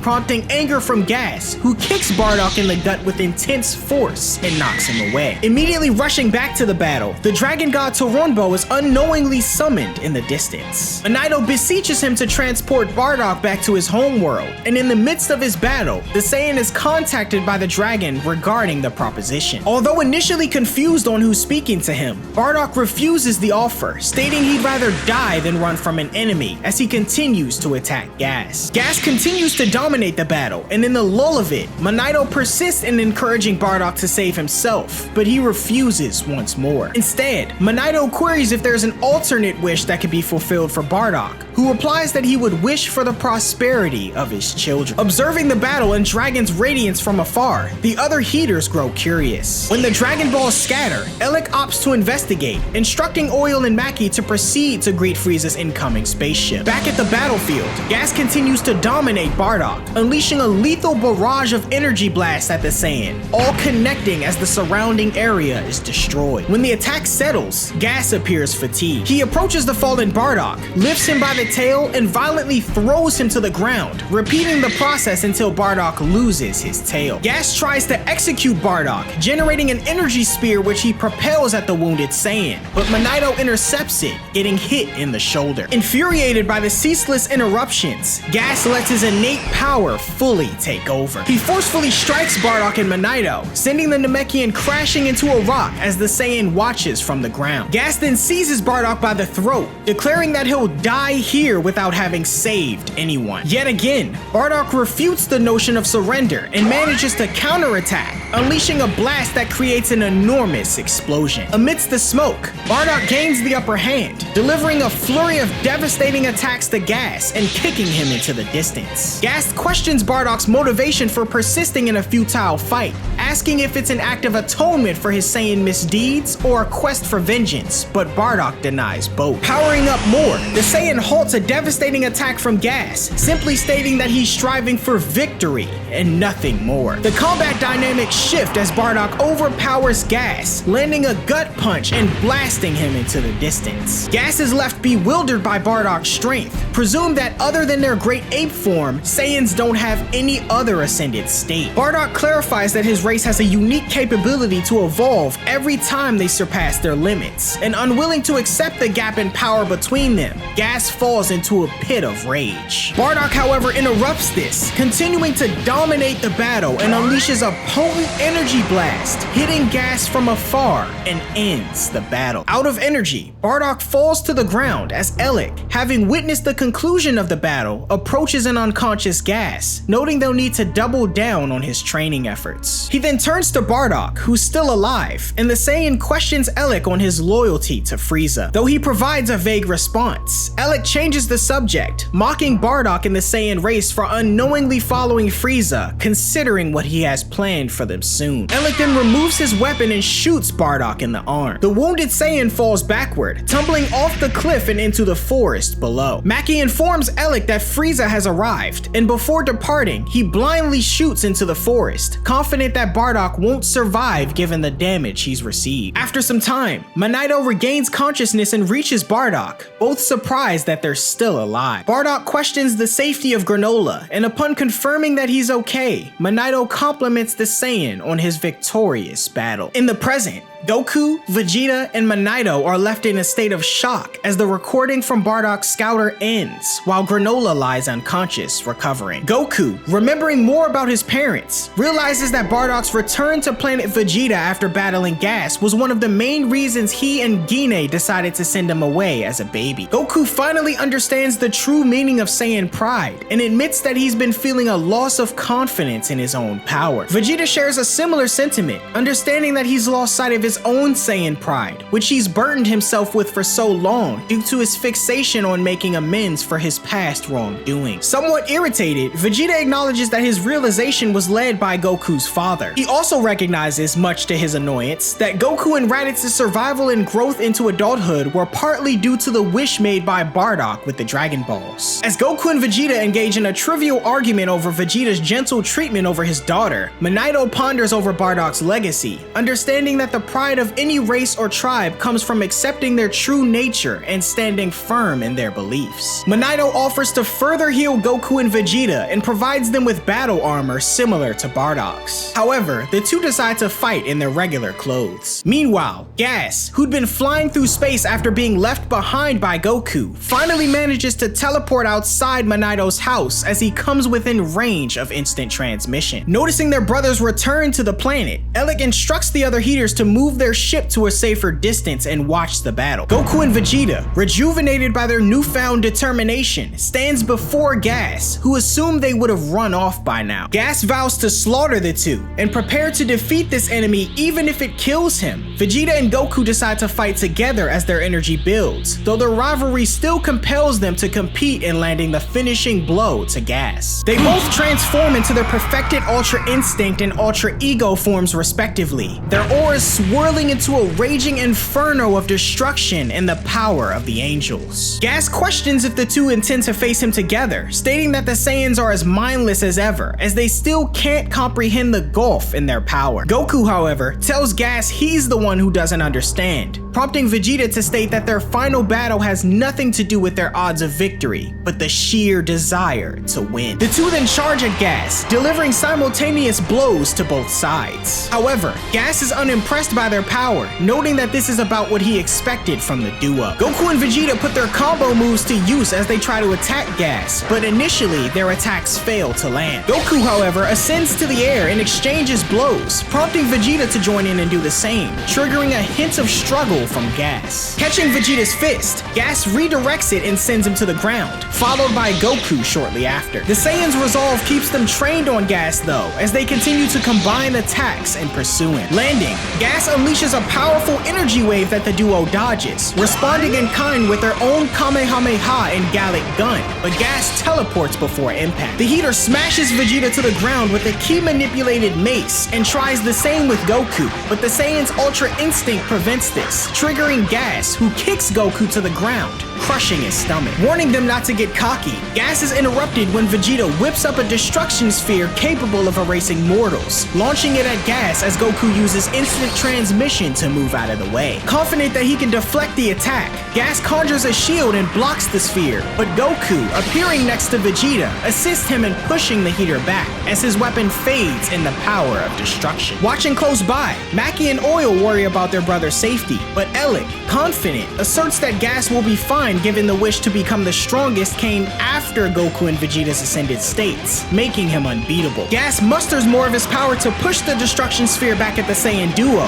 who note that a continued struggle is no use. In response, Vegeta takes the opportunity to leave Goku to fend off the attack and charges toward Gas, promptly receiving a devastating gut kick and punches that follow, being knocked into a boulder. Mocking the Saiyan Prince, Gas questions if he thinks he can win as he prepares a finishing blow, and Goku, meanwhile, still struggles with the sphere of destruction. Determined to protect the city he nearly comes in contact with, Goku manages to fling the sphere into space and uses instant transmission to assist Vegeta. Vegeta, however, is in mid-battle with Gas and lands a clean hit to his face, surprising Goku as the heater questions how the Saiyan is still moving. Wiping blood from his face, Vegeta asserts that damage is nothing to him but fuel, alluding that he's only becoming stronger, much to Gas's anger. Vegeta questions what Gas will do faced with this dilemma, and in response, the heater initiates a relentless assault ending in a blow to Vegeta's gut, asserting that he'll kill him in one blow and be done with this. Goku readies himself to intervene, but Vegeta rises once more, landing a punch to Gas's gut that leaves him winded, Vegeta thanking him for the prime fuel. Gas continues to pummel Vegeta, utilizing the instant transmission technique to teleport him to the surrounding areas on Serial and deliver blows when he reappears. The Saiyan continues to take a beating as Goku rushes in to help,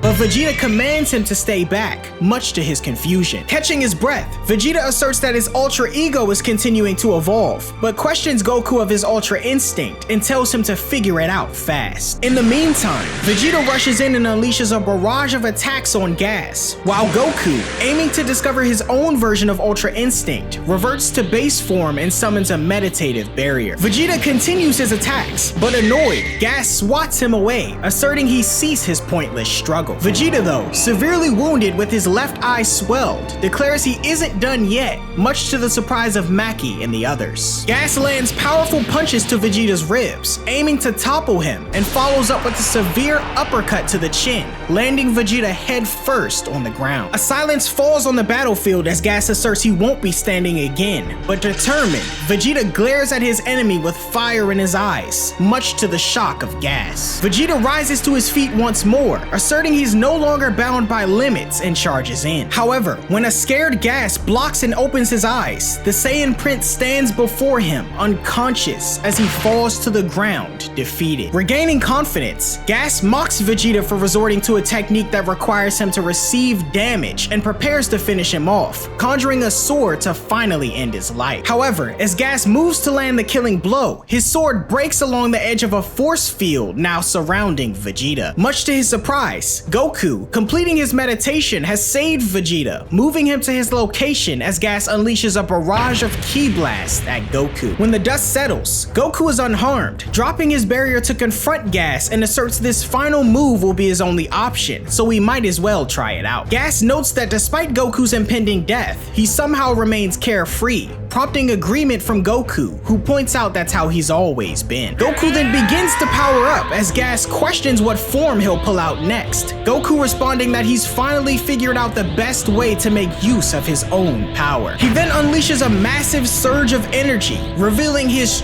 true Ultra Instinct. Perplexed, Gas believed Goku's silver hair form was his ultimate power, but Goku explains that his perfected Ultra Instinct form requires tranquility and calmness, but in this sign form, he can utilize his current emotions more effectively. He admits that his heart is no longer calm, and reminded of Bardock, Gas charges at Goku in a fit of rage. However, Goku holds the upper hand in the ensuing clash, landing a serious punch to Gas's face unlike any previous attempt, causing an explosion that blows the Heater's ship out of the sky. Goku relentlessly pursues Gas in his advantageous state, utilizing instant transmission to kick him into the air and unleashing a Kamehameha that explodes on impact. Fearful, Gas wonders what's going on as Goku states he's just barely stronger than him now, opting to finish the battle quickly as he charges in once more. The fighters exchange blows with Gas on the defensive, Goku snapping the horns on his face as Gas attempts to retaliate. However, Goku unleashes an erratic beam of energy from his mouth, surprising Vegeta on the sidelines, who jokes about this version of Ultra Instinct. Growing increasingly frustrated at the thought of sacrificing his pride just to lose, Gas summons a flurry of ki-induced weapons to launch at Goku, but the latter effortlessly moves around them to be met with a wrecking ball flying toward him. Goku, however, grabs the chain of said ball and hurls it back at Gas, taking advantage of his opening to deliver a devastating kick to his chest, sending him flying across planet Cereal. As Gas struggles to recover, Elec approaches him, expressing his disappointment and reminding Gas that the Saiyans are merely a stepping stone toward their ultimate goal, which is defeating Frieza. Goku tells Elec that he doesn't need to force Gas to continue the battle, as he's ready for a fight anytime. However, Elec insists that there won't be a next time for Gas. Suddenly, a massive surge of energy emanates from Gas, who rises to his feet, now significantly aged. As Goku marvels at the Heater's exponential energy growth, Gas uses telekinetic abilities to strangle him. However,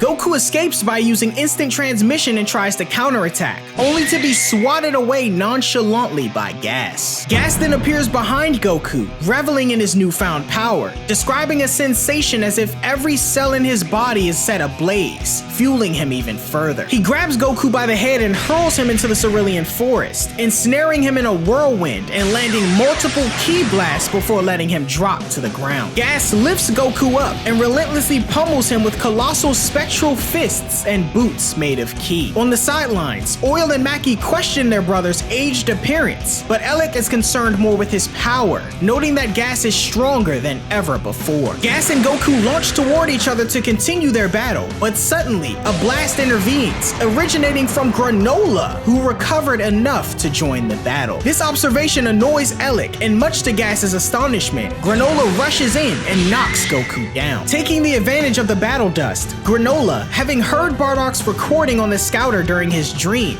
questions Goku on if he's ready to stake everything on his power. The smoke then dissipates, revealing Granolah and Goku ready to finish the battle. As Granolah begins to amass energy for a blast, Goku assures him he'll try to hold off Gas as long as possible. Gas charges in, and although Goku manages to land a formidable kick to the enemy, he's quickly taken down again. Observing Granolah's accumulating energy, Gas turns his attention toward him. Goku, however, shields him with a ki barrier as a blast comes hurtling in, the Saiyan noting that nobody's giving up and taking Gas down. Gas, growing increasingly irate, bombards Goku with a barrage of energy blasts, effectively knocking him out as the barrier diminishes. Things take a turn for the worst until Vegeta, despite his injuries, intervenes and urges Granolah to hurry. As Maki and Oil attempt to assist their brother, Manito steps in and uses hypnosis to put the two to sleep, ridiculing them for underestimating him. Once Granolah's gathered enough energy for his attack, Gas tries to charge at him once more. However, Goku awakens, manifesting his giant spectral form from his battle with Moro. In an instant, he grabs Gas and hurls him to the planet's edge. Granolah's vision, still impaired, struggles to target an opponent at such a distance accurately. However, with Oatmeal's assistance and everyone's plea to fire, he releases the attack and hits Gas directly, causing an explosion that shakes the entire planet. Maki and Oil wake up after the battle's end, and in the distance, Gas plummets to the ground, defeated. However, Granolah informs his siblings that he didn't kill Gas, as he no longer harbors a desire for revenge. He informs the Heaters that Gas will be unconscious for the next few days, orders them to take him away and never return to Planet Cereal. As the two rush off, Granolah apologizes to Goku and Vegeta for his previous actions, as Gas lies in a crater, motionless. Goku and Vegeta reflect over the need to continue their training as it wasn't enough, and suddenly, Granolah collapses to his knees, coughing up blood. Convinced that the assault has further shortened his lifespan, the Cerulean reveals that he only has 3 years left to live, noting the price he had to pay to become the strongest in the universe. Vegeta assumes the same stipulation for Gas, though he isn't sure how long he's got left, and Manito approaches, aiming to heal Granolah's wounds. To his surprise, Manito finds that his powers have matured, enabling him to restore Granolah to full strength, as well as Goku and Vegeta. Meanwhile, Elliot plans to withdraw, annoyed that his wish for Gas turned out to be a complete failure. When questioned by Goku if he plans to leave his family behind, Elliot confirms, but suddenly, a fatal beam of light pierces Manito's chest from behind,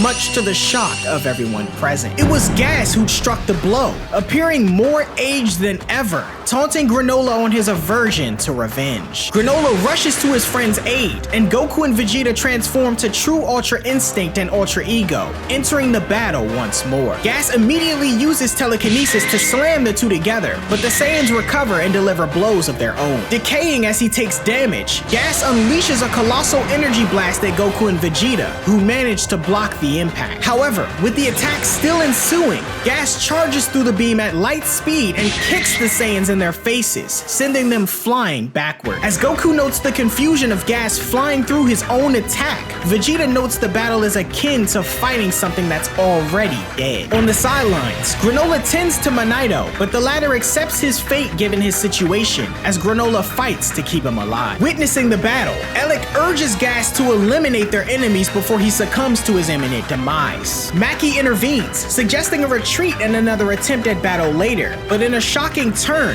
Ellic slaps her and dismisses the idea, revealing that Gas's enhanced strength came at the cost of sacrificing much of his brother's life. Pausing mid-battle, this revelation stuns both Gas and their adversaries. Gas, horrified by the realization of his impending death, gazes at his decaying face in shock. However, Ellic unremorsefully instructs his brother to brace himself for the inevitable arrival, making himself useful to him in his last moments before it's too late. At that moment, Frieza himself arrives on the planet. He casually greets Gas, prompting a mix of fear and anger within him. The fighter powers up and declares his intention to kill Frieza, but despite charging in at breakneck speed, the tyrant effortlessly penetrates his gut, ending his resistance. The remainder of Gas's lifespan ends, and the latter completely fades away and collapses, Frieza proceeding to crush the Heater's skull, scaring Ellic. Frieza questions Ellic on why he contacted him to come to Planet Cereal, threatening him with death should it be a waste of time. Ellic states that there was a bit of miscommunication, but Frieza deduces his master plan, declaring that he meant to have Gas eliminate him. Pointing out Gas's dust floating in the wind,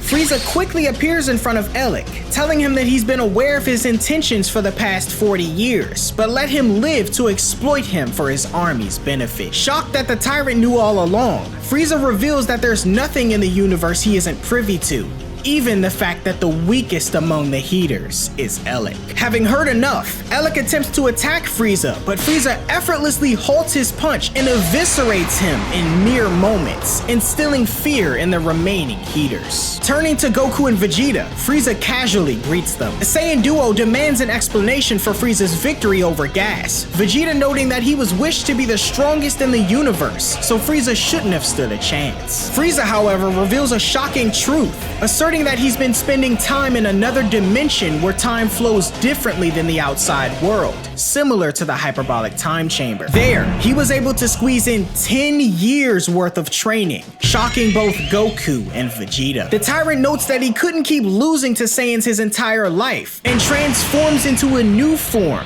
which he dons as Black Frieza. Without hesitation, he charges in as the Saiyans power up to their strongest forms, landing a single blow that effortlessly defeats Goku and Vegeta. As the Saiyans sit in pain, Frieza suggests that being in another dimension allowed him to surpass them. Having achieved satisfaction from their defeat and stating that he didn't come to kill them today, Frieza decides to spare Goku and Vegeta and departs. However, he notices the cowering Oil and Maki, offering them a place in his army as servants. Fearful of meeting the same fate as their fallen siblings, Oil and Maki agree to follow Frieza to his departing ship. Just like that, the trio leave as Goku and Vegeta, recovering, approach Manito and Granolah. The latter notes that Manito stopped breathing, but suddenly a wave of light emanates from him and he rises instantly. This was due to Whis' intervention, granting a one-time favor to Goku by restoring Manito. Manito, confused, wonders who Whis is and learns that he's an angel. Whis then urges Goku and Vegeta to join him as Beerus is struggling and making instant yakisoba. Goku invites Granolah to Beerus for training, but he declines,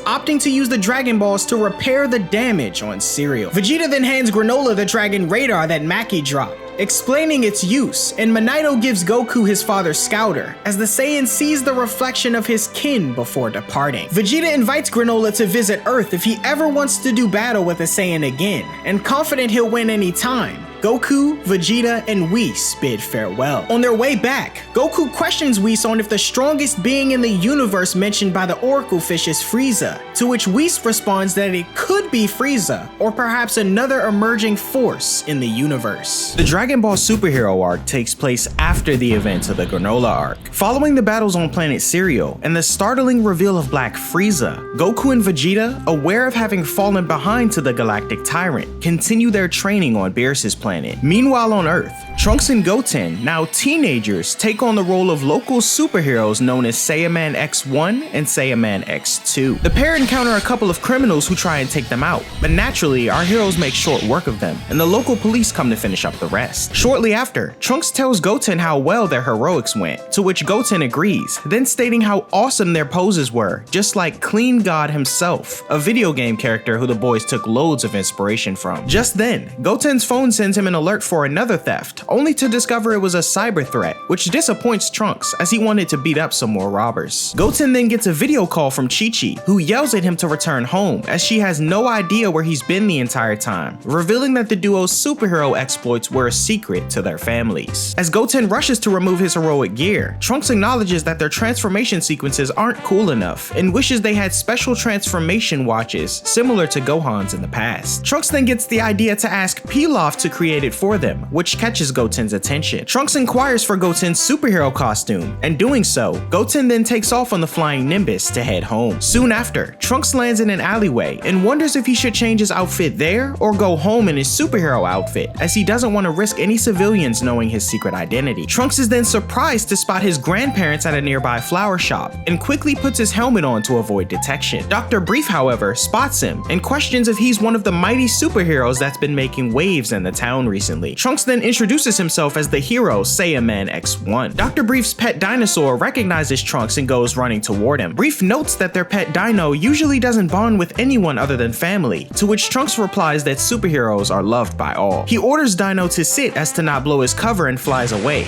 Brief then noting that the number of youngsters learning to fly has increased quite dramatically. Brief's wife then walks toward him after buying flowers. Brief tells her that the superhero's voice sounded very familiar to him, but changing the subject subject, his wife tells him to help choose which flowers are nicer, as she plans to gift them to Pan for starting kindergarten recently. Dr. Brief, however, thinks to gift Pan a fancy airplane instead, since the last time he saw her, she was upset that she couldn't fly like Piccolo and the others. Suddenly, Dino notices something in the distance and starts growling, revealing it to be Capsule Corps helper bots running away from something. Dr. Brief wonders what's gotten into them, to which his wife inquires the same. He's then surprised, grabbing the attention of his wife, who sees a zombie and screams in fear. The next day at Capsule Corps, Trunks visits Pilaf and questions him about the wristwatches. Pilaf tells Trunks that his is ready now, and Goten's will be done the next day. In return of keeping his heroism a secret, Pilaf tells Trunks not to tell Bulma that he's been stealing the Dragon Balls. Trunks agrees and reminds him about his part of the deal, to which Pilaf says that he hasn't even told Shu or Mai about their heroic activities.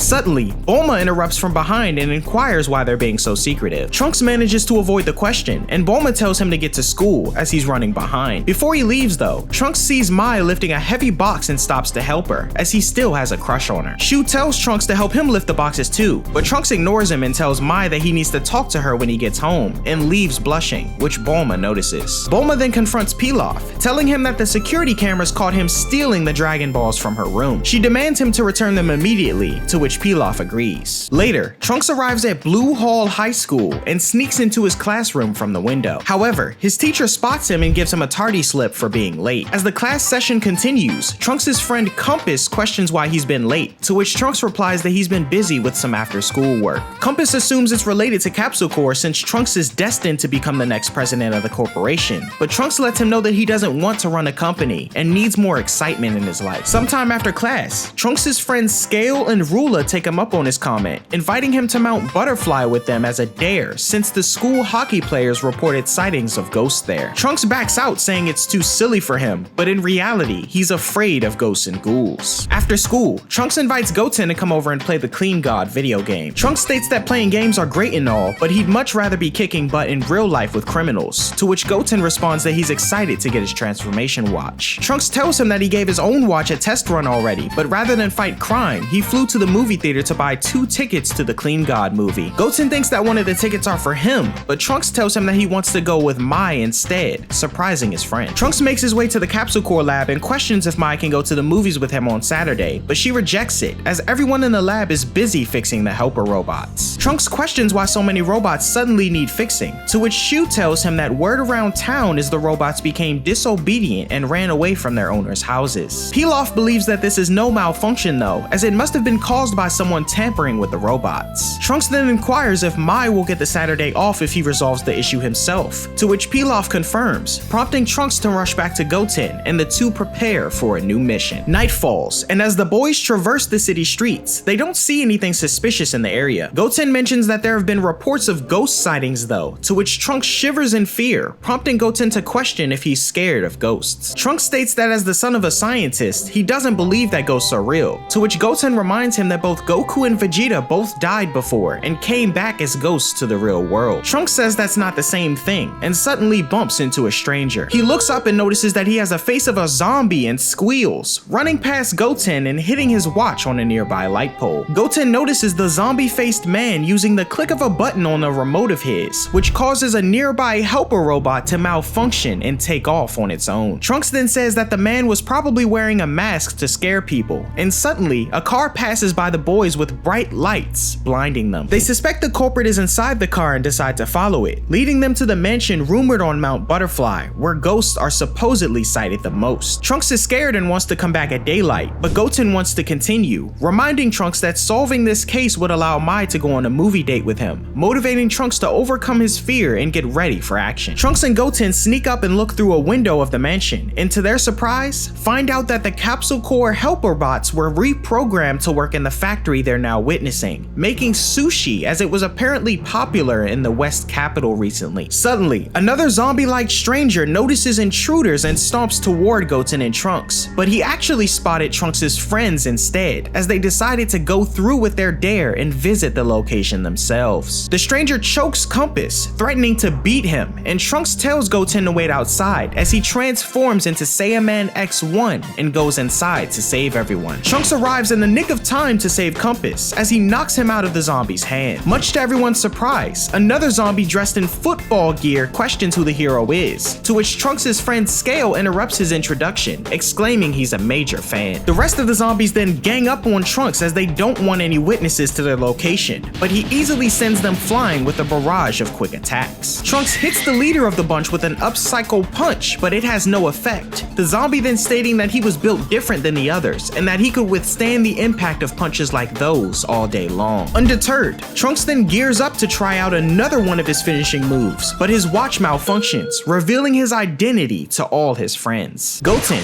thinking quick on his feet, destroys the lights in the building and takes Trunks' schoolmates to safety, leaving Trunks behind in all the confusion. Goten introduces himself and tells the group that the ghost made them all hallucinate, and having seen Trunks as a Saiyan man, the group believed the story. Upon realizing amongst themselves that the mansion was really haunted though, they all take off, screaming into the night. Back at the factory, surrounded by darkness, Trunks transforms into a Super Saiyan to light up the room, and redons his costume as Saiyan Man X1. He then charges up his special move and lands a devastating blow to the zombie's face, quickly defeating him. Goten then appears and restores the lights, stating that Trunks really did a number on the zombies. Trunks then inquires about his friends, to which Goten tells him that it's all taken care of, as they took the bait with his illusion story. Trunks looks around the factory for any clues surrounding the Helper Bots mystery, as he can't question the zombies since he knocked them all out. He then finds a safe nearby, and in it is a disc titled Dr. Gero. The boys are confused on what this is, but Trunks takes it with him, stating that he'll check it out once he gets home. Soon after, Krillin then arrives on the scene in his police attire and spots Goten and Trunks. When questioned on why he's in the area, Krillin states that he got a report from a nearby resident who said they'd seen corpses moving around in the area as they were stolen from the morgue. Trunks is shocked by this as he realizes the zombies he fought were actually reanimated corpses and screams, much to Krillin's surprise. Time passes, and a short man in a lab coat returns to the factory at Mount Butterfly, noticing the wreck and downfall of his reanimated soldiers. The leader, now known as Alpha Number 12, explains the situation, stating that they were beaten by a kid from a high school and gives the scientist-looking individual Trunks' school badge. Surprised that all of his creations were beaten, the scientist is distraught to see that the disc titled Dr. Gero is missing from his safe, stating that it's the only copy in the world. He also acknowledges that his base of operations is now ruined, forcing him to resort to other forms of work in order to procure enough money for his research. The next day, Trunks goes to the lab to ask Mai out once again, but this time, Pilaf and the others are even busier, the leader telling Trunks that a lot of severely broken Helper Bots were collected from Mount Butterfly. Realizing he was the one who destroyed the Helper Bots in the battle to defeat the undead, Trunks yells in frustration,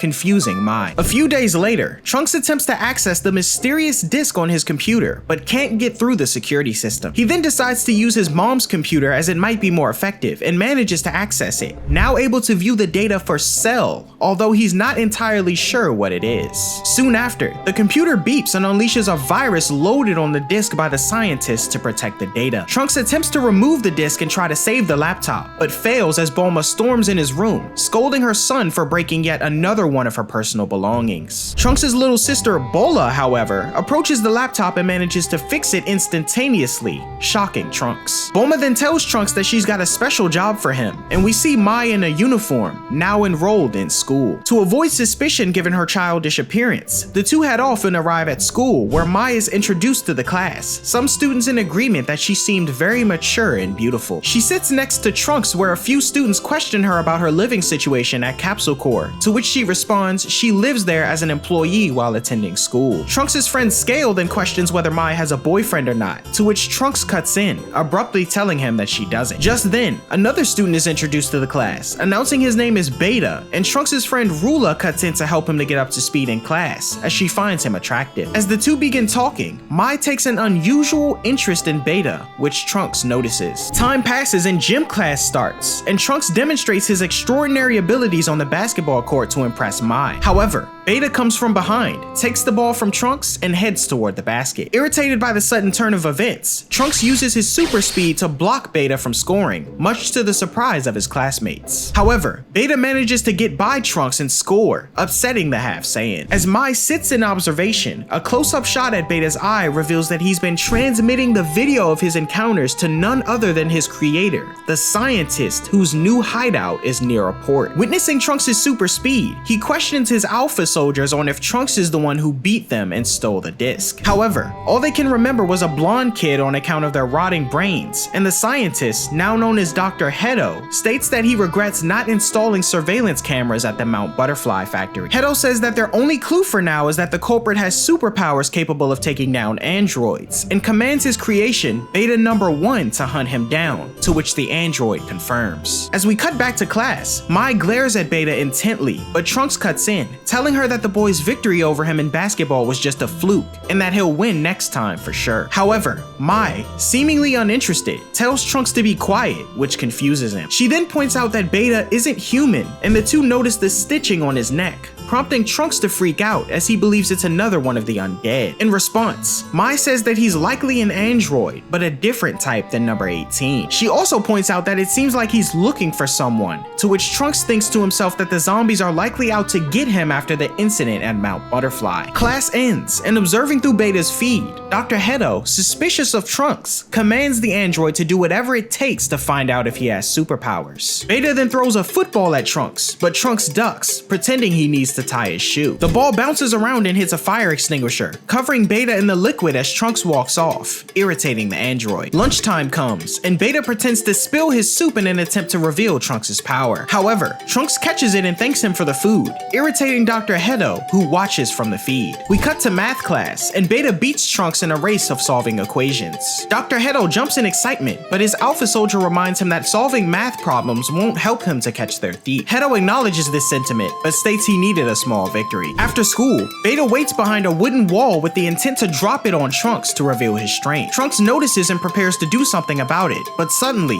Beta notices Goten in the distance, picking up a car to grab a tennis ball for a couple of girls. Trunks calls Goten an idiot for revealing his power at school, and Beta, now assuming Goten to be the thief, is commanded by Dr. Hedo to transform and get the disc back. Ripping off his school uniform, Beta appears in front of Goten with his superhero outfit, to which Goten states that it's cringe. Trunks and his classmates circle the two, with the half Saiyan hoping Goten doesn't engage him at school. Beta, now introducing himself as Beta number 1, states that he's Dr. Hedo's masterpiece, to which Goten questions who that is, as he's never heard of him before. As he attempts to head home, Beta rushes in to attack, and Goten dodges. Beta throws a few more punches and kicks at the half Saiyan, but Goten manages to evade them all, as Trunks' friend wonders if a show of sorts is going on. Beta commands that Goten return the disc that he stole, which confuses him, and Beta continues his assault. Trunks acknowledges that this android is far stronger than the zombies he's fought before, and tells Mai to hold his bag for him while he runs to the restroom. Beta chases Goten around school and prepares to land another blow to the half Saiyan, but just as Goten decides to stop running and fight back, the punch from Beta is blocked, revealing our hero once again, Saiyaman X1. Through Beta's feed, Hedo's alpha soldier recognizes the hero, exclaiming that X1 is the one who beat them all up,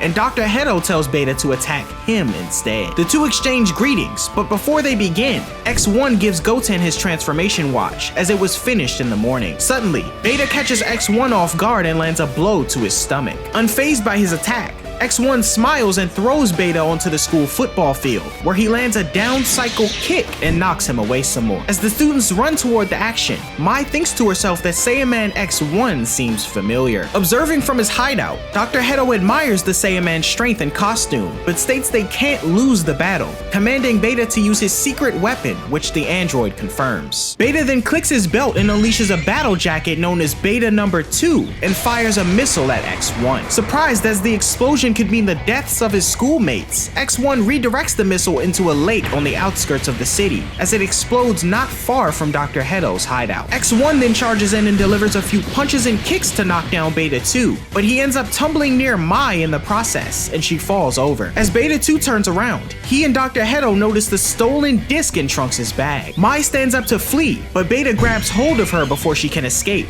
much to X1's anger. Before he can act, Beta launches multiple missiles toward toward the school students. In an instant, he manages to destroy them, but Beta detaches from Beta 2, flying off with Mai as the missiles persist in X1's direction. Suddenly though, a hero rushes in and thwarts Beta 2's assault, revealing himself to be Saiyaman X2, much to the surprise of Dr. Hedo. X1 then declares the defeat of Beta and launches a steam cleaner high-pressure attack at the escapee, blowing him out of the sky with enough time to rescue Mai from hitting the ground. On their way down, Mai notices a cloth on X1 that looked awfully familiar to the one future Trunks had, and begins to blush as X1 takes off. He arrives near X2, who swiftly defeats Beta 2, causing him to explode. With the battle completed, the two heroes receive their admiration from the students, all except Ruler, who think they're corny, and they take off. Not long after, Trunks returns to Mai, exclaiming that it sucks how he missed the heroes in action while he was in the bathroom. Mai, however, continuing to blush, reveals that a forgotten feeling just came back to her, and says that Saiyaman X1 is actually impressive. Trunks is surprised, prepared to reveal his secret identity to her, but Goten stops him before he can utter another word, as he almost revealed it in front of all his classmates. Mai stares up at the sky, hoping she'll meet the hero again, and Trunks stares in disappointment as he's unable to tell her. Back at Dr. Hedo's hideout, Beta returns in his underwear, apologizing for failing the mission. However, Dr. Hedo mainly acknowledges how cool the Saiyaman hero costumes were, then questions if Beta managed to get their autographs. Hedo then snaps back to the task at hand, and with his targets now identified, he can begin his work on the next androids, aiming to make them even stronger than X1 and 2, and retrieve his stolen disc. In the Cricket District, Krillin continues his investigation on the mysterious zombies that were previously spotted on Mount Butterfly, when suddenly, a woman runs screaming out of a nearby shop, signaling Krillin's attention. The cop bursts in, finding a group of them in a convenience store where he plans to take them in for questioning. Coincidentally, Mai is also shopping, and when Krillin stops to acknowledge her, the zombies attempt to escape. However, Krillin stops them in their tracks, promptly arresting the three. Meanwhile, Goten heads to the city on the Flying Nimbus, stopping almost an hour later to catch the bus, as to keep his long commute a secret. After being questioned by a girl named Filer if he could set her up with Trunks for the upcoming school dance, the bus comes to a screeching halt, much to everyone's surprise. As the students look out the window to investigate, they notice a weird-looking man in the road resembling Elvis, who reveals himself as Beta number 7. Beta 7 calls out to Goten, knowing his alter ego to be Saiyaman X2, but Trunks' friend Chalk opens the back window for Goten, allowing him to escape. Goten then transforms into X2 and confronts Beta 7, swiftly attacking him, unaware of the coincidence of appearance that all of his other classmates seem to notice. Goten then effortlessly takes down Beta 7,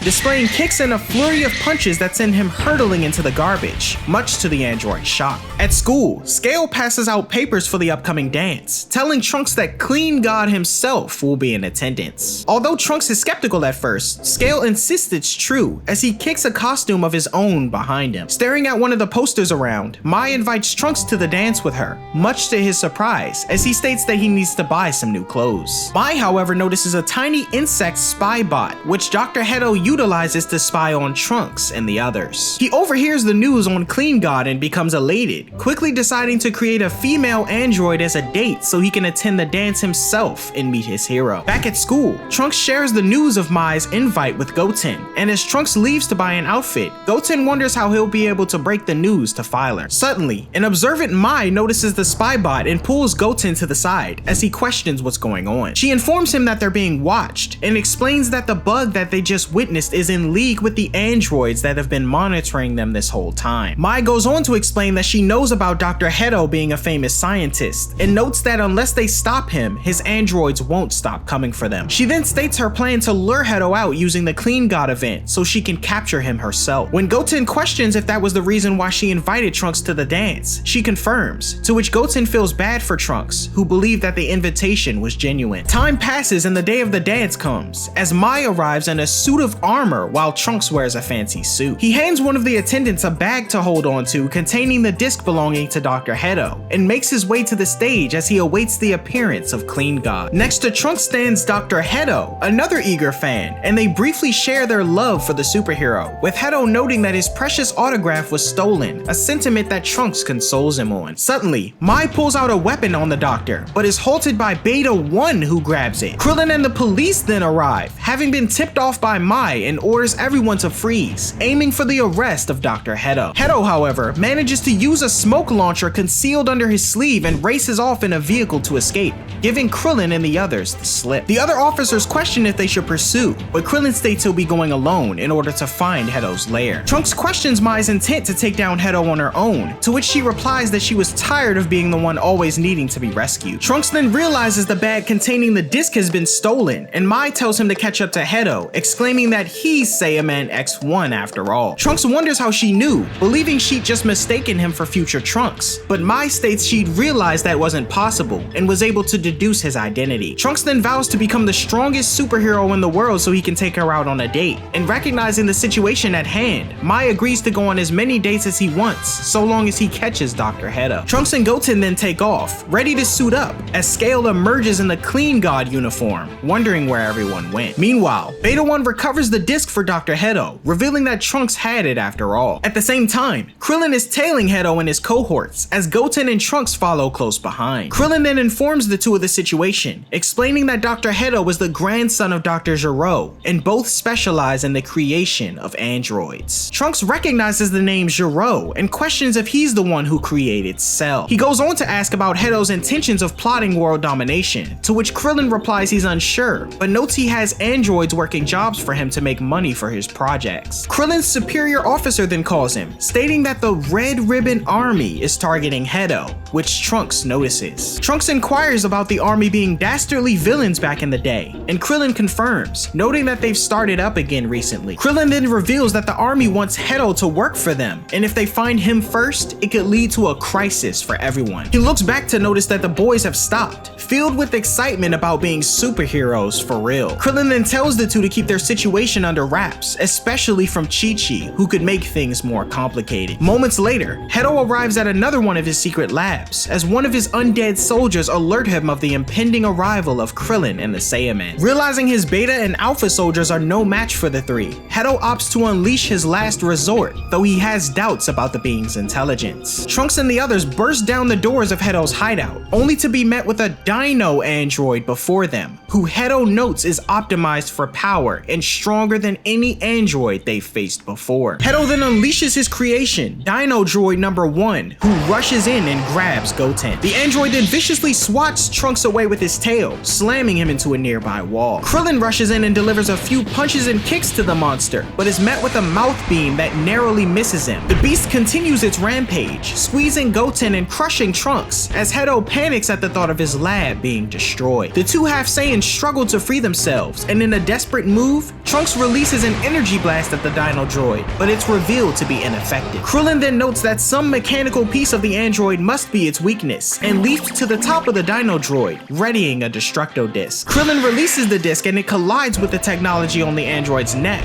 prompting the beast to stop in its tracks. Now able to move, Trunks and Goten power up to Super Saiyans and launch themselves at the android, pummeling it hard in the gut. The two continue their ascent a distance from the hideout and unleash their Cyclone-style Tornado Double Hurricane and rip the Dino Droid in half completely, which results in a massive explosion. The defeat of the creation sparks a panic in Dr. Hedo as Goten and Trunks land in base form, posing at a job well done. Krillin's police force then arrive, arresting Dr. Hedo and his creations as Krillin reaches for the disc on the scientist. However, upon inspection, the case is empty, all except a signed photo from Clean God himself to Dr. Hedo. Hedo demands the return of his photo, but Krillin questions the location of the disc. Hedo, however, states that he's long since memorized the data on the disc and discarded it in order to make room for his prized possession. At the same time, Goten recovers a disc in the background, smashed to bits after the battle. And so, Dr. Hedo is imprisoned, but his sentence is reduced to 3 months due to the revival of zombies who return to their families. Nevertheless, the doctor remains optimistic, releasing a new surveillance droid named Hachimaru and vows to create the ultimate android. Time passes, and Piccolo stands outside of a kindergarten, greeting Pan, who's just gotten out of school. She questions where her parents are, but apparently they're preoccupied, and Piccolo's standing in for them. With some spare time, Piccolo proposes they head to his house, where Pan expresses a desire to become a superhero like Goten and Trunks, who had recently stopped their activities as they weren't studying enough, courtesy of their mothers. Pan then plays around with a nearby frog, fearlessly leaping from a cliff to catch it, much to Piccolo's surprise. However, she's in complete control of the situation, prompting Piccolo to decide to train her. Piccolo states that Pan's father Gohan was around her age when he started training, so she might as well begin now, much to her joy. Meanwhile, at Sunset City Police Department, Sergeant Nuts and Krillin deliver a presentation on the notorious Red Ribbon Army. They focus on Magenta, the son of the previous Red Ribbon leader, Commander Red, and the head of Red Pharmaceuticals, a front for the revived Red Ribbon Army. Dr. Hedo is also discussed, more specifically as their target for recruitment to create more powerful androids. Krillin explains Hedo's educational and family background, going on to say that his father was Dr. Gero's second son, and Hedo was a prodigy in the realm of academics. However, both his parents died when he was young, and despite his genius, Hedo couldn't quite make it in any major organization given his quirky personality, thus forcing him to use what was left of his family's inheritance to continue his research on his own. Anticipating Hedo's release from prison in 3 months, Sergeant Nuts believes it to be the opportune time for the Red Ribbon Army to approach and recruit him. She states they'll need to stop this at all costs, otherwise the world could be in serious danger. At Red Pharmaceuticals, a man in a red suit known as Carmine informs Magenta that Hedo is currently in prison, much to his displeasure. However, Carmine pledges to seize Hedo upon his release in 3 months, prompting Magenta to confirm, as he plans to make good on his father's wishes to conquer the world. 3 months later, Hedo was released from prison, but not before disarming an explosive that likely kills everyone inside. Suddenly, Magenta and Carmine pull up next to him, attempting to introduce themselves. However, Hedo was already aware of Magenta's identity, thanks to his cyborg spy bot Hachimaru, who'd been following Carmine wherever he went. Aware that Magenta is a part of the Red Ribbon Army, Hedo wants to hear more about his proposition, and the three take off in their vehicle. Nearby, Krillin, observing the events, decides to tail the group to uncover the location of their secret base, while the remainder of the police force eagerly await his intel. Magenta offers his condolences for the dear departed Dr. Gero, but Hedo is unfazed, stating that he never knew him and thus didn't care much. Surprised, Magenta explains that Gero's death was a major blow to the Red Ribbon Army, but goes on to say that Hedo's passion for android research piqued their interest and they want him to work with them. Magenta offers research, funds, and facilities,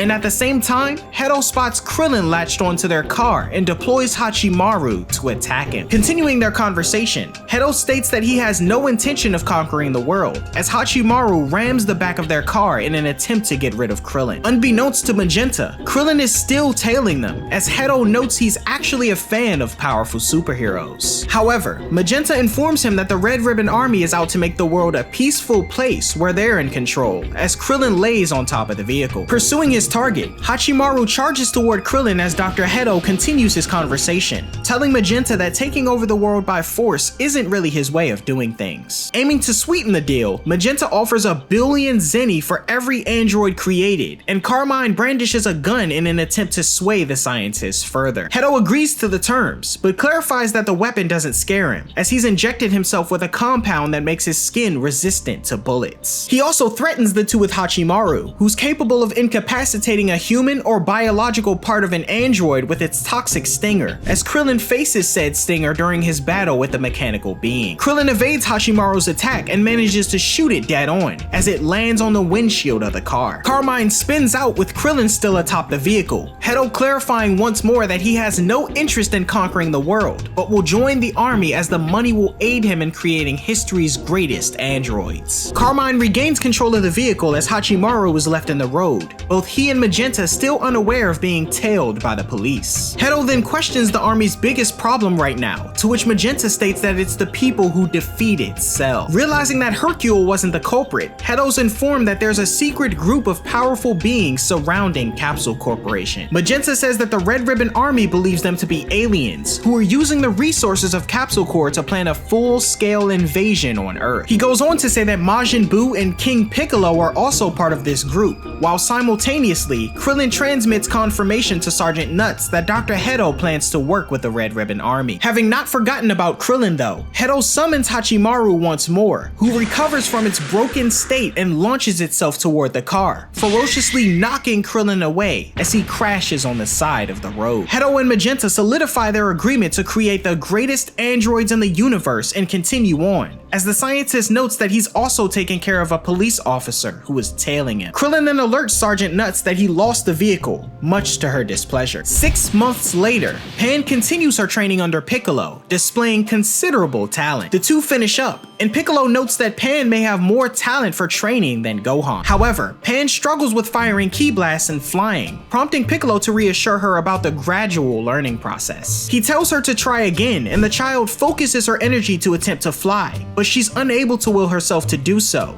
much to her disappointment. She then questions Piccolo on if her father could be stronger than Goku if he wanted to be, to which Piccolo says maybe not now, as he's been out of the game. Noting she's never seen her father fight, Piccolo states he will if he's forced to, and after exchanging goodbyes for now, Pan takes off running at super speed, launching herself through the forested area to get home. The following morning, Piccolo's training is interrupted when Videl calls, requesting him to pick up Pan from school. Piccolo wonders why Gohan can't do it, and Videl explains he's been busy with a research report he'll need to present. Piccolo reluctantly agrees, prompting Videl to offer him another plushie, which he apparently has plenty of in the corner of his room. Irritated, Piccolo flies to Gohan's house as he's working on his report. Scratching on the window, Piccolo reveals himself to Gohan, who happily greets him. However, his friend angrily questions what he's doing that's so important, prompting Gohan to demonstrate his report on ants that glow and transform when in danger, likening them to a Super Saiyan. Piccolo then yells at Gohan, demanding to know why he isn't picking up his own daughter from school. He then says that Gohan should be training more to prepare for the next threat to Earth. But when Gohan dismisses the idea, Piccolo attacks him,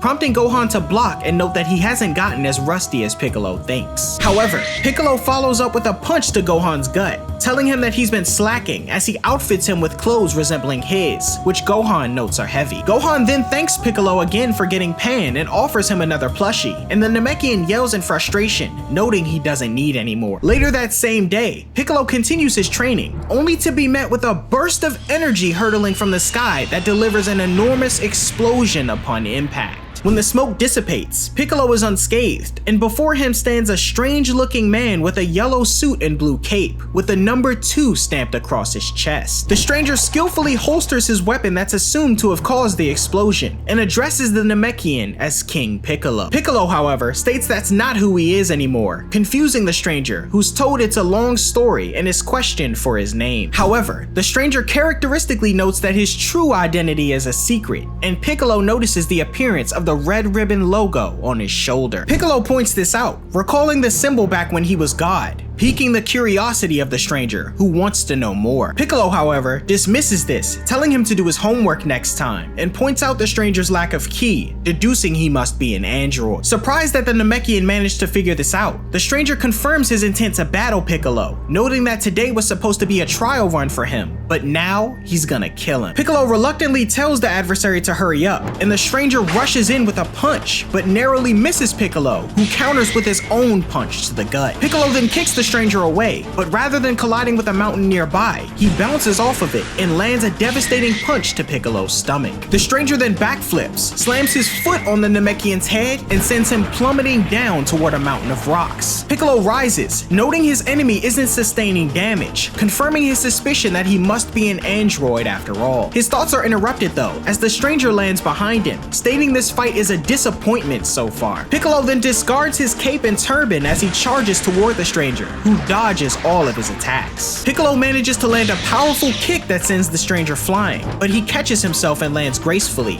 launching a blast from his ray gun that detonates on Piccolo's arm. The Namekian's arm falls off as the stranger continues his assault, but through the smoke of the attack, Piccolo extends his other arm and slams the stranger to a nearby rock, the rest of his body reappearing from the dust with his severed arm grown back as he lands a punch to the stranger's face. Pinning his enemy down, Piccolo appears to have gained the upper hand, but the stranger, undeterred, notes that Piccolo's arm can grow back and kicks him away, following up with a barrage of swift attacks and a knee to the chin. The stranger finishes the combo with an elbow to Piccolo's gut, stating that he's got a read on the Namekian's moves now. Piccolo attempts to strike, but the stranger evades, and Piccolo launches a barrage of ki blasts at him, but his adversary easily dodges them all. He then takes to the sky, equipping his ray gun again, and launches a devastating blast that Piccolo seems prepared for, creating a massive explosion that engulfs the surrounding area. The aftermath displays a large cloud of dust, and using his scanners, the stranger deduces that Piccolo's been killed and takes off. However, the Namekian, watching from above, notes that he can't allow this enemy to roam free. Piccolo then tails the stranger, unbeknownst to him, and they arrive at a giant lake surrounded by a mountainous region. The stranger lands in a base of sorts and greets his colleagues, who all don red ribbon attire. Following close behind, Piccolo sneaks up on one of the soldiers and robs him of his uniform, continuing his pursuit of the stranger. To his surprise, the lake was actually no lake at all, but a hologram disguising the Red Ribbon Army's base of operations. Piccolo sees the stranger flying nearby and land in a building as he follows close behind, noting that one of the soldiers referred to the stranger as Gamma. Suddenly, Piccolo is spotted by a group of Red Ribbon soldiers who refer to him as number 94, assuming he's part of the fold. One of the soldiers alert him that this isn't his post, but another, assuming 94 to be an eager member hoping to learn a thing or two, gives him permission to stand on the front lines of the inner chamber. Piccolo heads in and stands guard, noticing a group of individuals in the middle of the room, as well as the stranger he'd faced earlier. Dr. Hedo then commends the stranger now known as Gamma 2 on his efforts against Piccolo. Gamma 2 thanks Hedo for his kind words, but another stranger, identical to Gamma 2, now known as Gamma 1, tells his counterpart that he went overboard for what was supposed to be a trial run. The discovery of another android surprises Piccolo, but he holds his astonishment as to maintain his cover. Hedo, in response to Gamma 1, tells Gamma 2 that he showed good judgment. Gamma 1 then questions if Gamma 2 confirmed a corpse, but the latter claims there was no need, as Piccolo was definitely blasted to smithereens. Gamma 1, however, tells his counterpart that he lacks vigilance, as he displays a replay of the battle and shows an unknown figure emerging from the explosion. Gamma 2 dismisses this, stating that it could be anyone, but Gamma 1 says that if it were Piccolo, he could expose their entire operation before they have a chance to destroy the rest of their enemies. Gamma 2, however, dismisses this, noting that even if Piccolo warns the rest of his friends, they'll be able to defeat them easily. Piccolo, confused, wonders about the group of evildoers the Gammas are discussing, and simultaneously, Carmine displays the villains in question. Goku and Vegeta appear first, Carmine stating they aren't to be trifled with. He then switches to Majin Buu and Hercule alike, noting that Hercule's true power currently eludes them. Unimpressed, Dr. Hedo states that the Gammas are already powerful enough to overcome any threat, questioning Gamma 2 on his battle against Piccolo, to which the android notes that it was too easy. Hedo goes on to say that once the Gammas eliminate the organization within Capsule Corp, including Bulma herself, it's only a matter of time before the Red Ribbon Army can dominate the world. Magenta changes topics and questions Hedo on when his creation Cell Max will be ready, but Hedo points out it's a needless concern, as the Gammas make Cell Max non-essential for their plan. Magenta persists in his questioning though, and Hedo pulls up the feed of his creation, resembling Cell's second form from the days of the android threat, surprising Piccolo. Hedo states he needs more time as his brain functions can't be rushed, but Magenta, frustrated, states he's waited long enough. In response, Hedo says that although he didn't like the idea of utilizing Dr. Giro's research to build such a powerful creation, he isn't dragging his feet, and the process will take some time. He says that rather than complaining, Magenta should be grateful that they have the Gammas to help in the meantime, but an impatient Magenta exclaims that he wants Cell Max up and running right away. Hedo, however, remains stern in his decision making, telling the leader that if Cell Max were to be released now, he would destroy the very world they hope to rule. He proposes letting the Gammas continue to dispose of those who threaten them and activate Cell Max when he's fully operational. Having heard enough, Piccolo makes his way out of the room, poised to warn the others. Outside, Piccolo calls Bulma, questioning Goku and Vegeta's location. Bulma informs Piccolo that they're on Beerus' planet, and Piccolo tells her to call Whis using her device and tell them to return to Earth immediately.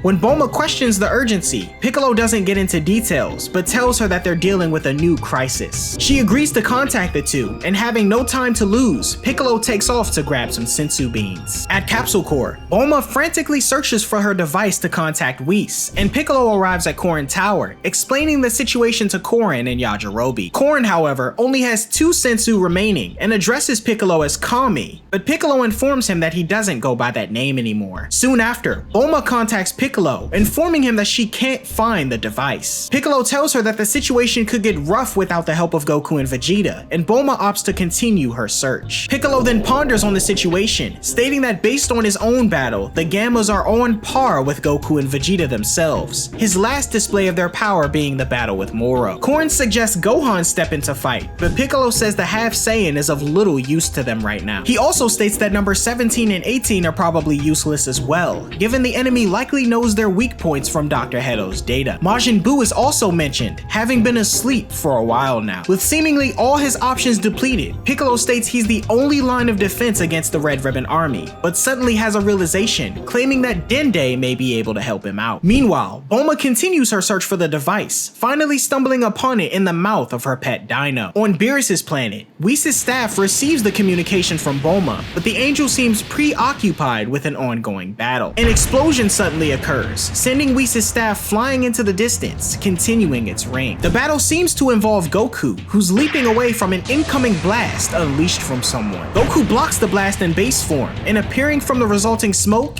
is Broly. Broly attempts to land a few punches and kicks on Goku, but Goku evades them all. The Saiyan remains on the defense as Broly continues his assault, and Broly suddenly headbutts Goku, who manages to catch himself and come flying back toward the Saiyan. Goku attempts to kick Broly, but Broly manages to block the attack as the two stare each other down. Goku then breaks away, complimenting his adversary on his quick learning, but Broly says he's still trying to get the hang of things. Goku, however, reassures the warrior, telling him that it's a gradual learning process, and soon he'll be fighting with a level head without snapping into rage. Goku then proposes they take their training up a notch, and Broly declares he's ready, addressing his adversary in his Earth name, Son Goku. After a brief overview of Broly's character and how our protagonist learned of him, Goku and Broly continue training on Beerus' planet. When Broly becomes overly enthusiastic, Goku advises him to ease off to prevent any chaos. Meanwhile, Vegeta is shown meditating, surprising Goku, who notes his rival isn't usually the type to calm his mind. Vegeta, however, explains to Goku that this serves as a form of training. He emphasizes that their physical capabilities have reached their peak, comparable to formidable opponents like Jiren,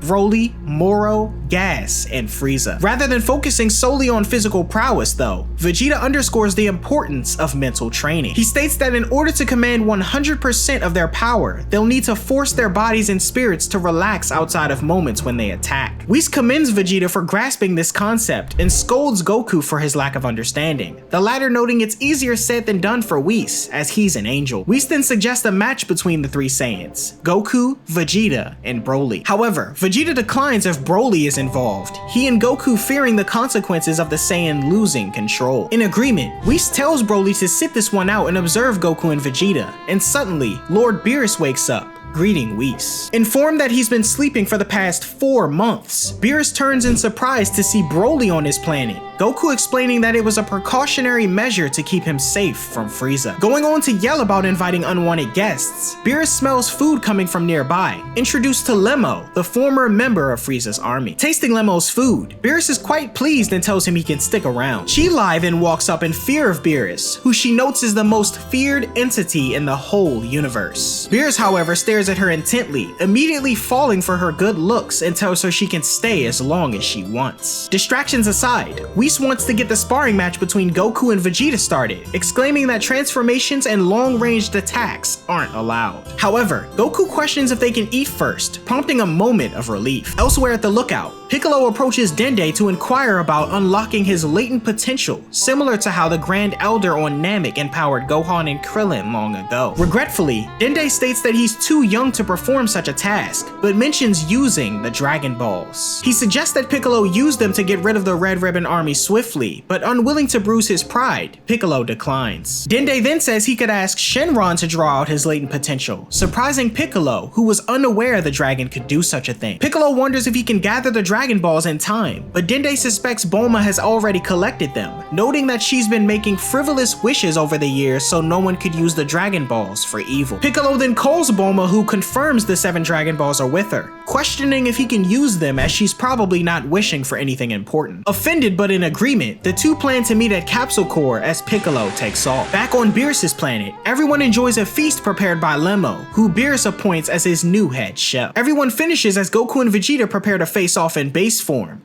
signaling the start of the battle. Goku charges in and attempts to punch Vegeta, but the Saiyan blocks his attack. The two trade blows before Goku gains some distance, leaping back in to deliver a kick that misses Vegeta and damages part of the planet. Vegeta rushes in to gain the upper hand, but Goku stops him in time, rushing in to deliver a kick that Vegeta grabs. In response, Vegeta spins and throws Goku into the distance, the Saiyan using his surroundings to bounce back as the two continue exchanging blows. On the sidelines, Beerus notes that Vegeta's moves have changed ever so slightly, Whis assuming that his training must be paying off. The angel suggests eating some dessert in the meantime, and Shilai offers to fetch ice cream, supported by Beerus, who offers to lend her a hand. Goku and Vegeta's battle continues, the two locking arms and creating a cyclone, with Broly watching in amazement on the sidelines. Vegeta takes the opportunity to grab Goku and fling him down to the water, the resulting splash nearly hitting everyone, though Beerus protects them with a barrier, excluding Broly. The latter, however, remains unaffected, Whis teasing that Beerus must have created the barrier to protect Shilai in particular. Meanwhile at Capsule Corps, Piccolo's arrived and calls on Shenron, who emerges and greets his master. Piccolo questions if Shenron can draw out his latent potential, and thanks to the upgrade on the Dragon Balls, he confirms he can. The dragon then grants Piccolo's wish, fueling him as the Namekian notes he never knew he held such power. Shenron notes he threw in a little extra and questions what Piccolo's second wish is, but the Namekian tells Bulma she can have the other two, prompting her to wish for a minor booty lift and an extra 2mm on her eyelashes. Shenron departs until the next time they need him, and soon after, Bulma yells out in concern. Piccolo questions what's wrong, and when Bulma tells him they could have used one of the wishes to bring Goku and Vegeta back to Earth, Piccolo scolds her for wishing for a butt lift. Having no option but to figure out the situation, Piccolo opts to do some recon and takes off, Trunks listening in on the conversation. He then calls Goten and tells him something big must be happening, convincing his grounded friend to lie to his mother about where he's going so they can get some superhero action in. Meanwhile, back at Red Ribbon HQ, Magenta and Carmine ponder about taking out Goku and Vegeta, though their spies haven't managed to locate them. Carmine suggests targeting Gohan next, noting that these days he poses as a biologist, but Red Ribbon data shows that he defeated Cell over 7 years ago. However, Magenta says that they shouldn't cause a ruckus in the city streets until Cell Max is up and running. He then concocts a plan to lure Gohan to their turf by targeting his daughter, surprising Piccolo. Dr. Hedo finds the plan to be reprehensible, but undeterred, Magenta orders one of the Red Ribbon soldiers to pick 2 of his men for the job. Piccolo, disguised in his Red Ribbon attire, volunteers for the mission, claiming familiarity with Pan as Hercule's granddaughter. He partners with another soldier, number 15, and realizes that staging Pan's kidnapping might be the catalyst to reawaken Gohan's fighting spirit. Piccolo and Soldier 15 arrive at Pan's kindergarten, the latter looking sad as Gohan was still too busy to pick her up, and Videl was running late. Number 15 questions if this little girl is the one they're looking for, and when Piccolo confirms, he moves in for the kidnapping. Number 15 approaches Pan, greeting her as an uncle, but Pan rushes in and punches the man with intense force, knocking him out as she explains to her teacher that he's a stranger. Piccolo flies in as Pan goes on the offensive, but she quickly realizes that her friend is underneath the armor, much to Piccolo's pleasure. Pan's teacher questions Piccolo on who the unconscious man is, but when the Namekian informs her that this is a simple training exercise, she goes along with it. Walking back toward the Red Ribbon spacecraft, Piccolo and Pan board with Soldier 15, Pan questioning what's going on, and Piccolo opting to explain once they're in the air. He tells her to put on a pair of handcuffs first though, and the two abruptly take off as they smash through a Clean God billboard. Informing Pan of the situation with the Red Ribbon Army, Piccolo tells her that she'll need to pretend to be scared. Pan voices uncertainty regarding her father's arrival, but Piccolo assures her that he'll show up. Otherwise, he'll beat him within an inch of his life. Soldier 15 then wakes up, immediately noticing Pan handcuffed as she pretends to be afraid. He notes that he doesn't want anyone knowing that he got beaten up by a kid, and Piccolo agrees to keep it a secret. Approaching Red Ribbon HQ, Soldier 15 throws Pan into a nearby chair, recording her as she keeps up her act. Carmine orders 15 to show Gohan and lure him to HQ, along with Piccolo, who's ordered to tag along as well. Arriving at Gohan's house, the two appear outside his window,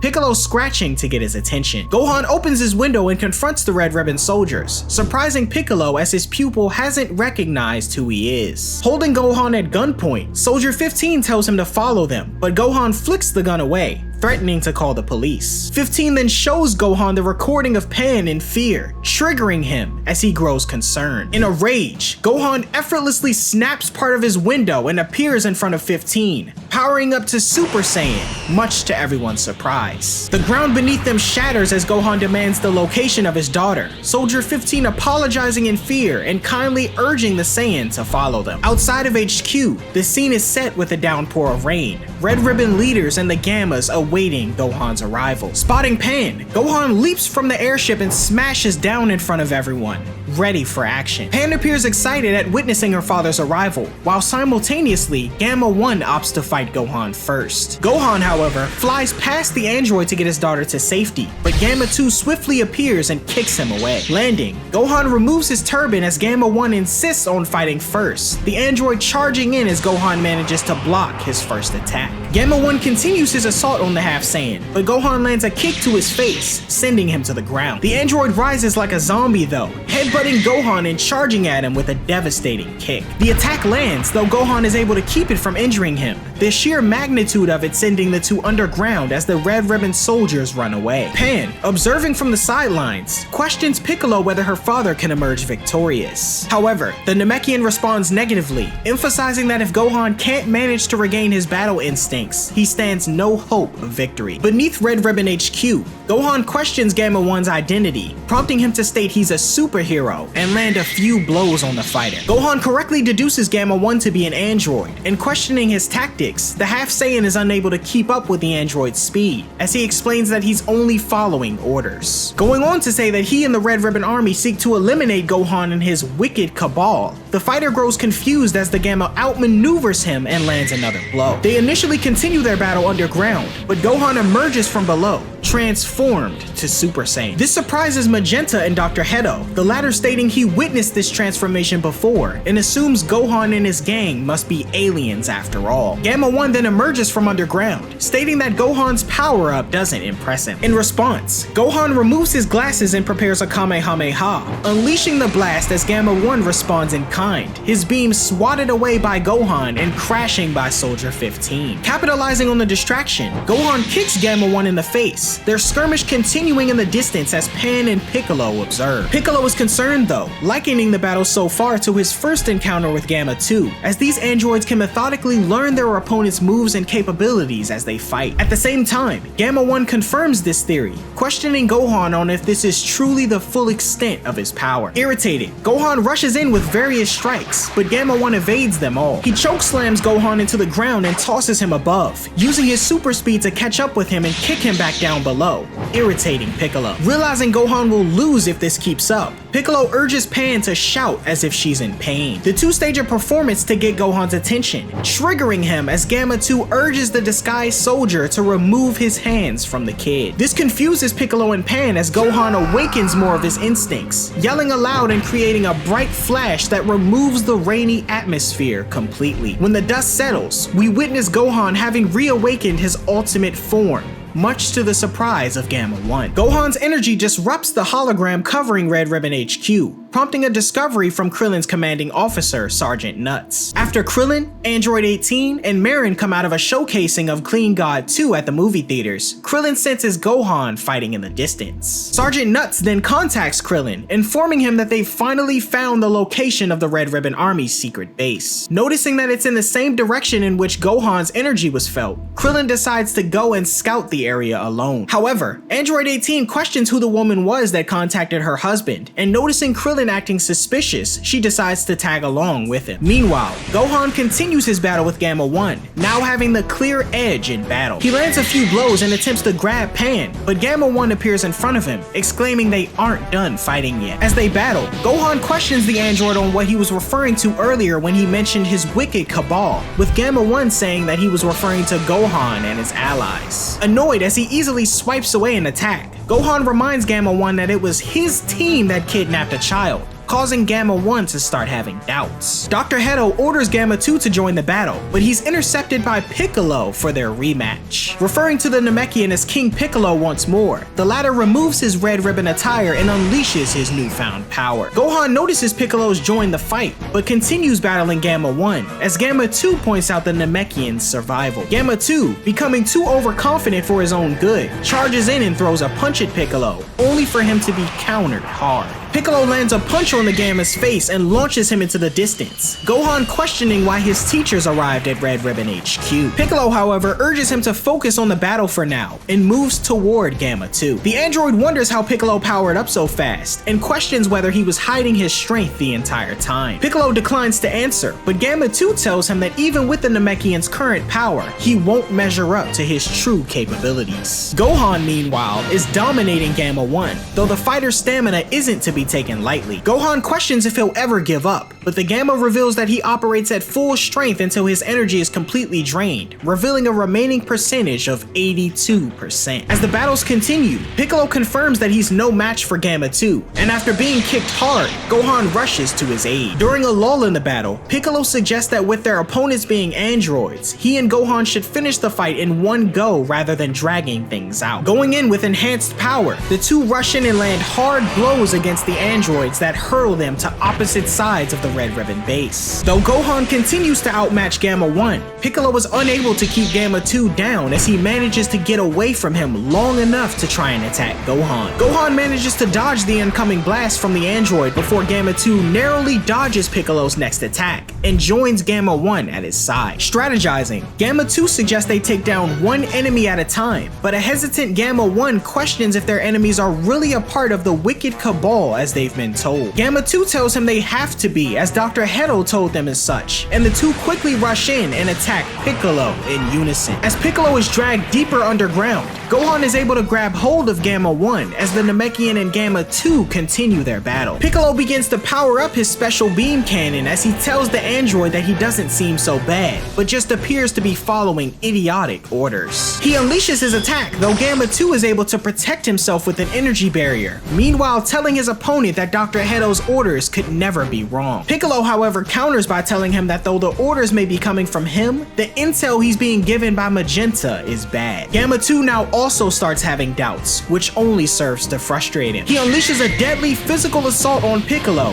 who, momentarily defeated, falls into a crevice in the base. Piccolo remembers Shenron's words about throwing in a bit extra, and a sigil alights on his back, creating a tremendous surge of power. As the Namekian rises from the crevice, his skin turns orange, his antennas stand on end, and he grows much bulkier. Meanwhile, at Capsule Corps, Trunks expresses shock at Bulma's revelation that Piccolo's fighting androids, as well as letting slip that he knows about Hedo and his creation of said androids. Bulma demands to know from her son how he knew about this, causing him to admit that he and Goten had encountered Hedo's creations before, and speculates the ones that Piccolo is fighting against are a different model, to Bulma's confusion. He then explains that Piccolo might be in trouble, as the ones he and Goten encountered were already strong. Bulma then demands to know why Trunks kept this knowledge a secret from her, but he explains that she forbade him from taking on any more hero activity, and it's not like she would have listened anyway. Taking responsibility for once, Bulma notes they could have prevented this as Goten shows up, attempting to convince her that he's arrived to study with Trunks. However, Bulma takes the two off punishment, instructing them to go and help Piccolo with the androids. Goten, aware of what's going on, is informed by Trunks of the dire situation with the Red Ribbon Army. Opting to join the two, Bulma inquires of Piccolo's location, but the boys have trouble sensing his energy as they've been out of practice for a while. Cutting back to the battle, having witnessed his new power, Piccolo emerges from below as everyone else, friend and foe alike, watch on with surprise. Gamma 2 charges at Piccolo and unleashes a barrage of punches at the Namekian. However, barely flinching with his stronger form, Piccolo lunges in and takes out Gamma 2 with a single punch. Marveling at his newfound strength, Piccolo's interrupted when the Red Ribbon soldiers open fire on him, though their attacks don't do any damage at all. Magenta and Carmine sense the Gammas losing their advantage and start to retreat, while Pan, meanwhile, breaks from her handcuffs and begins plowing through Red Ribbon soldiers. Threatened by Pan, Carmine pulls and fires a gun at her, with Pan dodging all of his shots. Outraged by Carmine's actions, Gamma 2 finally realizes they've been lied to and ceases faces his fight with Piccolo. Pan delivers a kick and punch that knocks out Carmine, and powering down to base form, Piccolo tells Gohan to quit fighting Gamma 1. While Magenta slips away, Dr. Hedo heads out after him. Inside the base, Magenta prepares to awaken Cell Max. When Dr. Hedo tries to stop him, attempting to convince him that the Gammas are just confused, Magenta shoots Hedo and begins to undo more of Cell Max's restraints. Dr. Hedo gets up, reminding Magenta about his toughened skin and removes his trench coat for battle, but Magenta reveals that he's gone through some upgrades as well. Removing his suit to show the cybernetically enhanced body underneath, he prepares to fight, but is stung on the back of the neck by Hachimaru, whose poison begins to kill him. As Dr. Hedo rambles on about the effectiveness of Hachimaru and his plans to escape with the Gammas, Magenta uses his final moments to undo the remaining locks on Cell Max. Above ground, the battle seemingly over, everyone regroups, now with the Gammas with them. Bulma arrives, having brought Trunks, Goten, Krillin, and Android 18 as backup. Goten greets his brother, who has a hard time seeing him as his glasses were tossed away earlier. Goten and Trunks marvel at the cool look of the Gammas, and Piccolo is surprised to see that the boys have grown so much since they last met. Gohan notes that Saiyans remain small until they hit a certain age, at which point they have a radical growth spurt. Krillin questions the situation with the Gammas as Gohan and the others were just fighting them, but unable to see who's talking to him, Gohan notes his eyesight is terrible, but it improves when he transforms. Meanwhile, Dr. Hedo attempts to stop Cell Max's release, but finds little success. Gamma 2 notes his loss to Piccolo after he turned orange, and Gohan questions his teacher about his new form. He then tells him to give it a name, to which Piccolo arbitrarily decides on Orange Piccolo. Suddenly, the sky darkens as a massive explosion occurs behind everyone, Cell Max beginning to emerge from his chamber below. The monster lets out a furious scream, revealed to be a red creature resembling semi-perfect Cell. Dr. Hedo attempts to flee from the monster in a hover vehicle, alerting everyone of Cell Max's arrival, but is caught up when the monster unleashes his enormous energy, triggering an explosion. With concern for their creator, the Gammas rush in to aid him, but are attacked by Cell Max. Cell emerges from the ensuing smoke as the Gammas charge in to attack him, but neither blasts nor physical attacks do them any good. The monster responds with a few attacks of his own, and the Gammas quickly become overwhelmed. Watching from the sidelines, Piccolo urges everyone to assist. He tosses a senzu bean to Gohan, but he fails to catch it without his glasses and it falls into a crevice. Piccolo berates him for wasting the bean, but Trunks and Goten step forward to fight first, transforming into their superhero alter egos Saiyaman X1 and Saiyaman X2 as they charge into battle. Trunks and Goten rush towards Cell Max, though they're effortlessly swatted aside. Piccolo questions if the boys have been keeping up with their training at all, and Bulma notes they haven't as they've been grounded for over half a year. Assuming they have no choice but to rejoin the fight, Piccolo is interrupted as Trunks tells him not to worry, stating he and Goten haven't even gone Super Saiyan yet. Piccolo expresses his doubt in the boys as the Gammas continue their assault on Cell, Trunks questioning Gamma 1 on if the monster is used to moving his body around. Gamma 1 confirms that Cell hasn't figured out how to properly wield his strength, prompting Goten and Trunks to power up to Super Saiyan and charge in once more. With their significantly improved speed and maneuverability, they find success in landing blows on Cell Max. On the sidelines, the Gammas observe Goten and Trunks' battle, piecing together that their creation was based on the boys and their Saiyaman alter egos. Eventually, both Gamma 1 and Gamma 2 join in to assist them in taking down Cell Max, all four heroes demonstrating a super cool pose and charge in, performing a cyclone-style tornado super hurricane attack, pile driving straight into Cell Max's stomach. The attack sends the monster hurtling toward the edge of Red Ribbon HQ, much to everyone's surprise. Astonished that the boys actually managed to buy them some time, Piccolo questions if Gohan is ready to fight, the Half Saiyan noting he has enough strength to go Super Saiyan. Cell Max soon gets back on his feet, seemingly undamaged, and unleashes more of his power. In the blink of an eye, he rushes toward Trunks and the others, quickly taking down his opponents. As the others watch from the sidelines, Gohan notes that as Cell Max's power continues to grow, he also appears to be getting used to fighting. As a last resort, Goten and Trunks decide to utilize fusion, but having not performed the technique in years, they're unsuccessful and produce the fat version of the form instead. They attempt to go Super Saiyan, but it's to no avail, the fused warrior then deciding to attack Cell Max, but he's quickly taken down. With no other choice, Gohan and Piccolo decide to join the battle, powering up and rushing in with Android 18 following suit. Piccolo lands a powerful kick to Cell Max's neck, followed by Android 18's Ki Blast assault and Gohan's powerful Kamehameha. Cell, however, deflects the attack, landing down below and slamming into the earth, pushing everyone back. When the Gammas rejoin the group,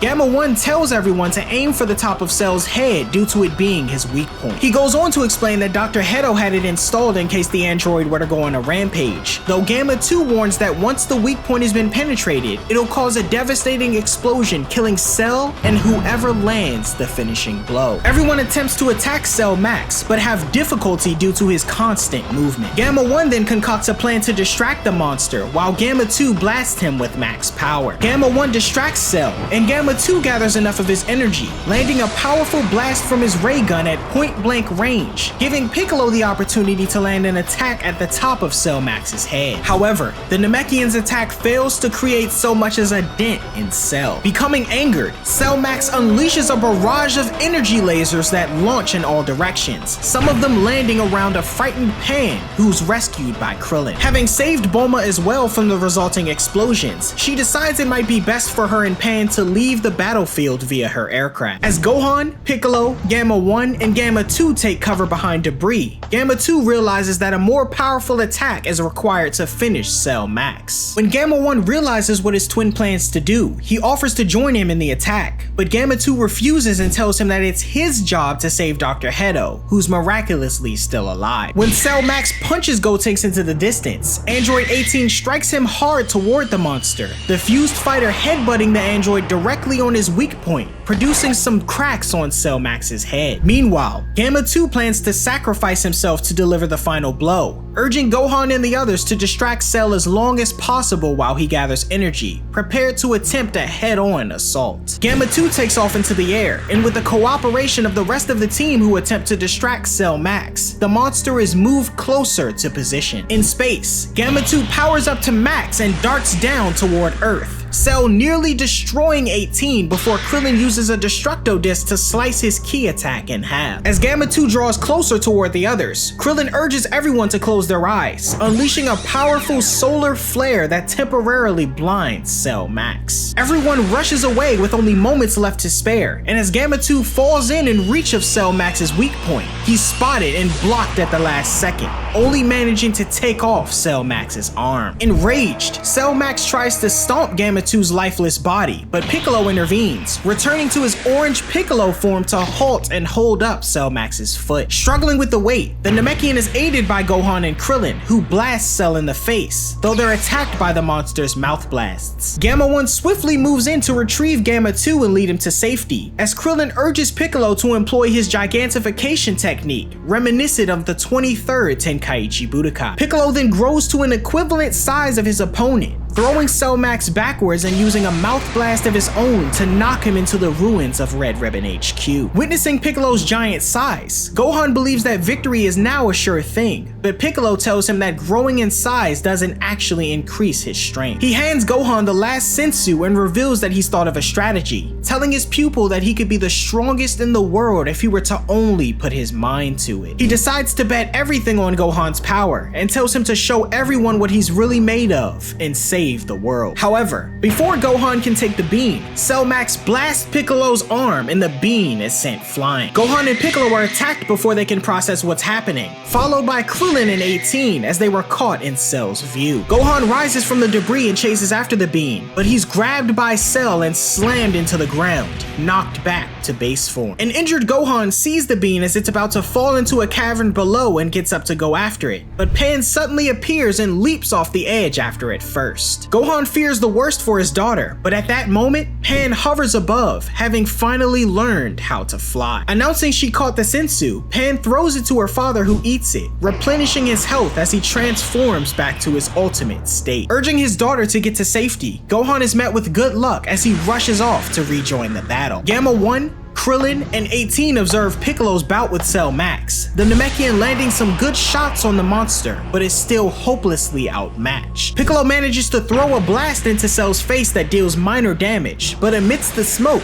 Gohan rushes in, delivering an uppercut to Cell Max that knocks him down, and proceeds to blast him off the building and down into the rubble below. Amidst the lull in the battle, Piccolo urgently huddles everyone up, telling Gohan he'll do everything he can to take Cell Max down. And in that moment, Gohan must unleash every last bit of his power into a blast that will finish the android off. Cell Max then returns, seemingly more powerful and angry than ever before. As Gohan gathers up his ki, Piccolo rushes in to fend off Cell Max for as long as possible. Despite his best efforts, Piccolo continues to be outmatched, Cell unleashing a relentless pummeling on the Namekian that leaves everyone in astonishment. Gohan worries for the safety of his friend, but a bloodied Piccolo urges him to stay back and focus on releasing his energy. Opting to take things up a notch, Piccolo rises to his feet and charges at Cell Max, both fighters dealing a devastating blow to each other's faces. Despite this, Cell regains control and continues to assault Piccolo, Krillin urging Gohan to pick up the pace, or his friend will be killed. Cell continues his assault, each attack more ferocious than the last, prompting an angered Gotenks to rush in, followed by Krillin in 18. Regrettably, the trio is swiftly subdued, with Gamma 1 also lending assistance before being swiftly rendered unconscious. Piccolo takes the brunt of Cell Max's kick head on, utilizing the monster's tail to hit him in the face. However, Cell retaliates with a blast that completely obliterates Piccolo's arm, taking the opportunity to deal more damage to him. Gohan braces himself as he plans to go help his friends, but Piccolo orders him to stay back and refrain from entering the fight until his power surpasses Cell Max's. Cell grabs Piccolo and throws him into the air, unleashing a barrage of energy blasts on him. The android powers up a devastating attack and launches it toward Piccolo while he's still in midair, Gamma 1 racing to catch up just as the two appear to be caught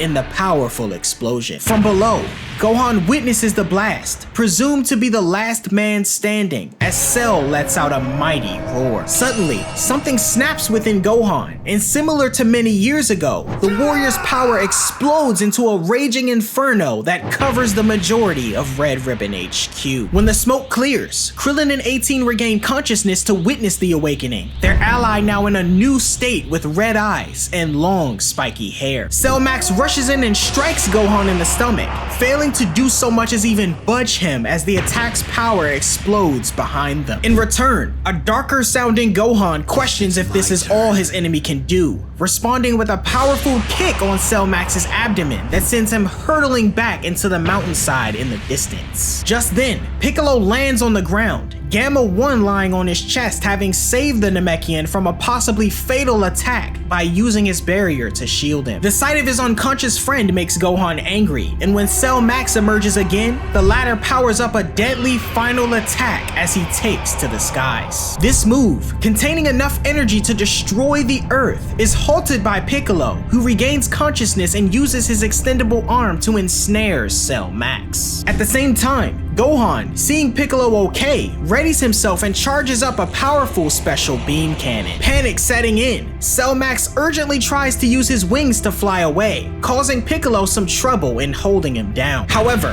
one is promptly destroyed through the effort of Gamma 1, and the other from Krillin and Android 18, who combine their Destructo Disc and physical attacks. Cell Max falls as Piccolo wraps his entire body around him, the latter calling out to Gohan to fire his attack immediately. Gohan unleashes his special beam cannon at Cell Max, who in response hurls his own devastating blast, causing the two energy attacks to collide. As they each struggle to overpower the other, Goten and Trunks, having now defused, rush in to kick away Cell Max's hand. This allows Gohan the opportunity to push his attack through Cell Max's, where it proceeds to connect with the outside of his head, thanks to Piccolo's continued intervention. With enough force, the special beam cannon finally drives through Cell's core completely, obliterating it as the beam continues through the vacuum of space. Cell Max, now defeated, is let go by Piccolo as he falls to the ground, both Gohan and his teacher signaling the battle's end. Krillin cheers as the Red Ribbon threat is finally over, but the group is met with Gamma 1's warning that Cell's remains are about to explode. Everyone races to safety as Cell Max's body detonates, causing an explosion that levels the entire Red Ribbon base. When the smoke clears, no one is harmed though, and with the battle finally over, Pen races to hug her father through the resulting smoke and debris, though is initially skeptical of he and Piccolo's new appearance. Reverting to base form, Gohan is met with affection as Piccolo glances at Gamma 1, spotting him and Dr. Hedo holding the hand of a lifeless Gamma 2. Piccolo notes that they never would have defeated Cell Max without the help of the Gammas, to which Gohan questions whether his father or Vegeta would have been able to defeat him either. Piccolo reminds him that this is why he can't allow himself to stay rusty, and questions what that technique was that he used to defeat Cell Max. When Gohan tells him it was the special beam cannon, Piccolo tells him that it was brilliant. Gamma 2 fades away before the eyes of Gamma 1 and Dr. Hedo, the android explaining to Piccolo that his twin used up all his energy in a final sacrificial move. Piccolo praises the efforts of Gamma 2, prompting thanks from Gamma 1 and Dr. Hedo, who note that the group have saved the world. Remorseful, Dr. Hedo admits that he overlooked what was right due to the allure of the Red Ribbon research funds, supported by Android 18, who states he gives androids a bad name. Bulma wonders how Hedo managed to survive the ensuing chaos, but he explains that he's modified his skin to withstand any impacts. Offering himself and Gamma 1 up for the authorities, Dr. Hedo was interrupted when Krillin and Piccolo decided it should be water under the bridge, due to the Gammas being largely responsible for their victory and Hedo not having evil intent. Hedo then questions Bulma on if he and Gamma 1 could be hired to work at Capsule Corporation, and upon inquiring if Hedo knows anything about beauty treatment, she agrees to his request, hoping that he can develop his skills to make her skin look younger. Piccolo insists that anything's better than using the Dragon Balls for that, and Hedo and Gamma 1 thank Bulma. Pan then shows off her new ability to fly in front of the whole group, much to Piccolo's surprise, who says the next phase of her training will begin tomorrow. Elsewhere, following the death of his boss and the destruction of Cell Max, an injured Carmine along with a handful of Red Ribbon Army members escaped the destroyed Red Ribbon base. After being questioned by Soldier 15 on what he plans to do, Carmine voices his intention to return to Red Pharmaceuticals. Meanwhile, on Beerus' planet, after hours of fighting and finally running on fumes, both Goku and Vegeta deal more blows to one another, attempting to finish things with one last clash. Vegeta manages to get a tap in on Goku's chest first, knocking him down as the Saiyan declares his defeat. Vegeta revels in his victory, boasting that he's finally defeated Goku before collapsing from exhaustion. With the match finally over, Chilai witnesses Lemo and Broly crying, having observed such an amazing battle. Opting to repair the damage done to the landscape, Whis goes to find his staff and notices he's received a missed call. On Earth, Gohan and the others head home, the half Saiyan noting that he hadn't realized how much Pan has grown. He goes on to say that he shouldn't be spending so much time with his nose in the books and suggests spending more time with his daughter. Recalling Bulma and questioning her motive for reaching out,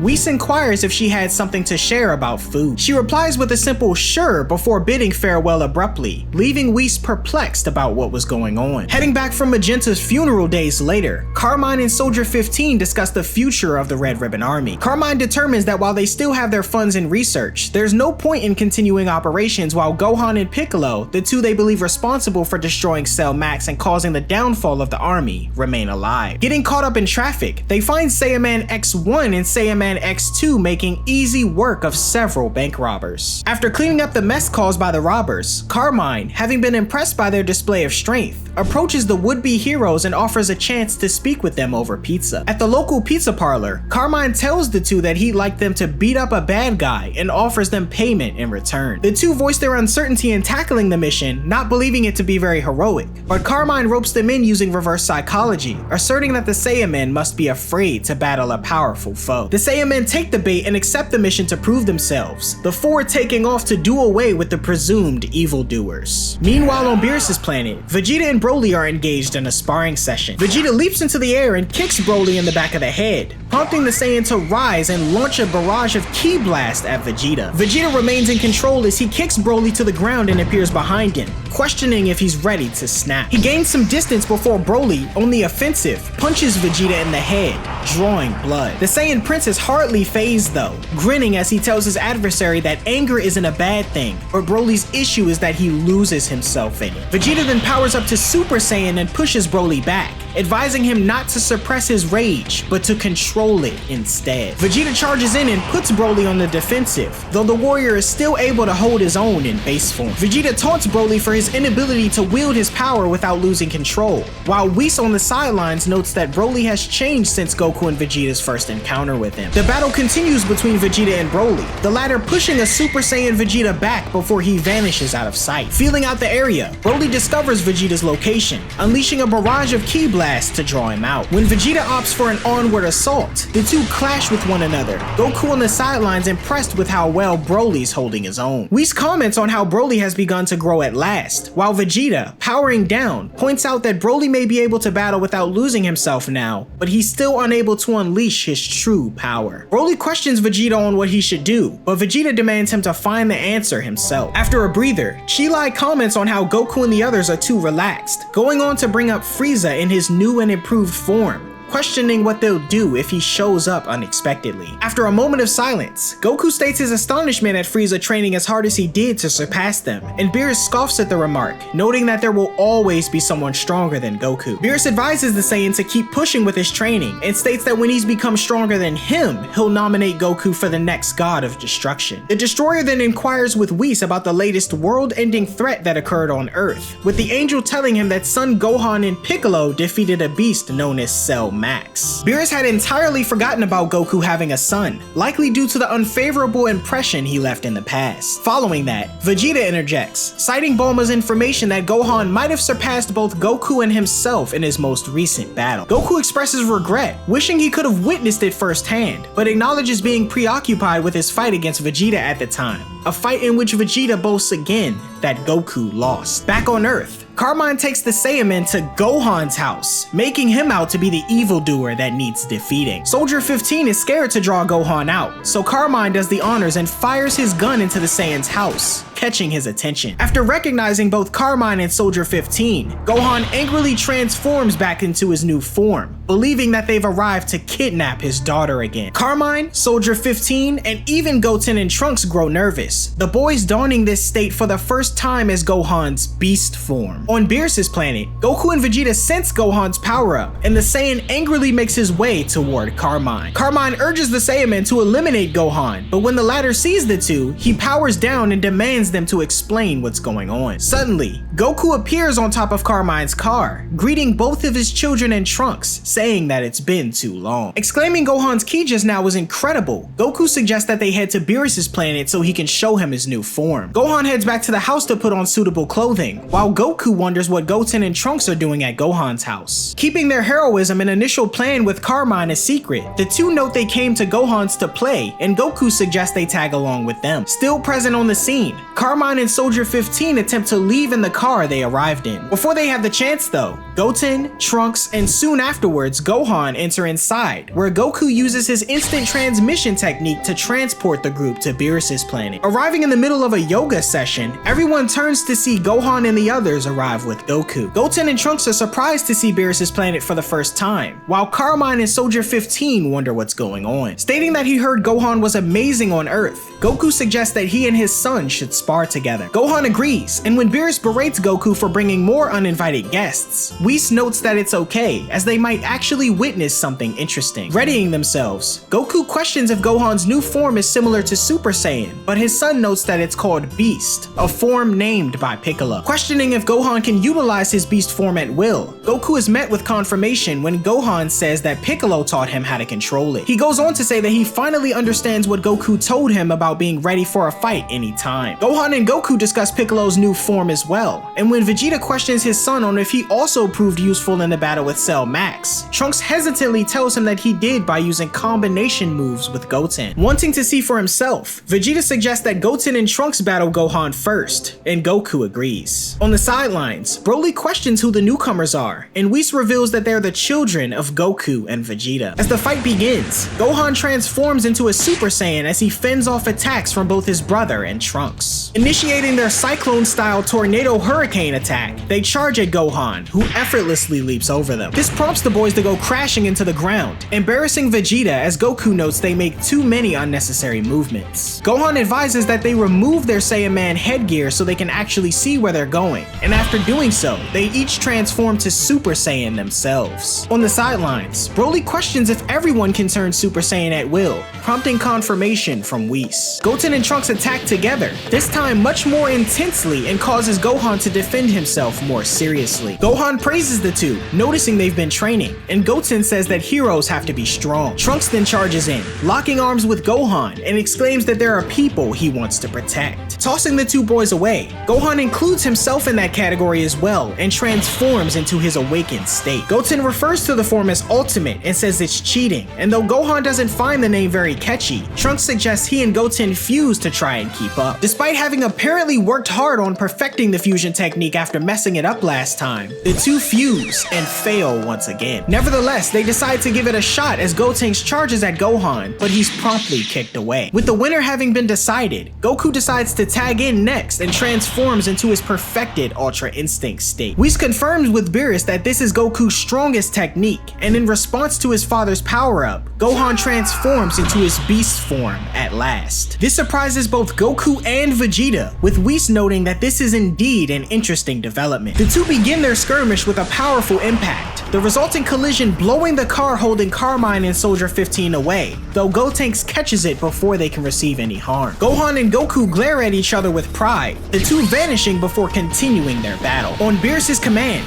Whis erects a barrier around the spectators so they can watch without issue. Goku and Gohan begin to kick off their battle and level Beerus' planet with warm-up strikes, the two splitting apart and landing in a cavern they created, as Beerus complains about the resulting damage the two are causing. Goku continues his intense sparring session with Gohan, each using their strongest form available to them. Gohan manages to kick Goku through a hill and forest before he brings himself to a halt, the Saiyan complimenting Gohan's latent potential and applauds him for taking the time to train his new form. However, Goku reveals he'd been holding back a degree with his Ultra Instinct and shows off the results of his own training, appearing behind Gohan and kicking him into the distance. Pursuing his son, Goku smacks Gohan down into the water, evading a kick from him moments after along with a barrage of his attacks. Watching from the sidelines, Vegeta notes that Goku's Ultra Instinct is shifting the battle in his favor, using skill and experience in tandem with the divine technique to easily evade Gohan's assault. After being ferociously kicked away, Gohan praises Goku's use of Ultra Instinct, though he notes his father hasn't seen the full extent of his beast form just yet. Gohan then raises his energy, questioned by Vegeta if he can control it as he takes off toward Goku,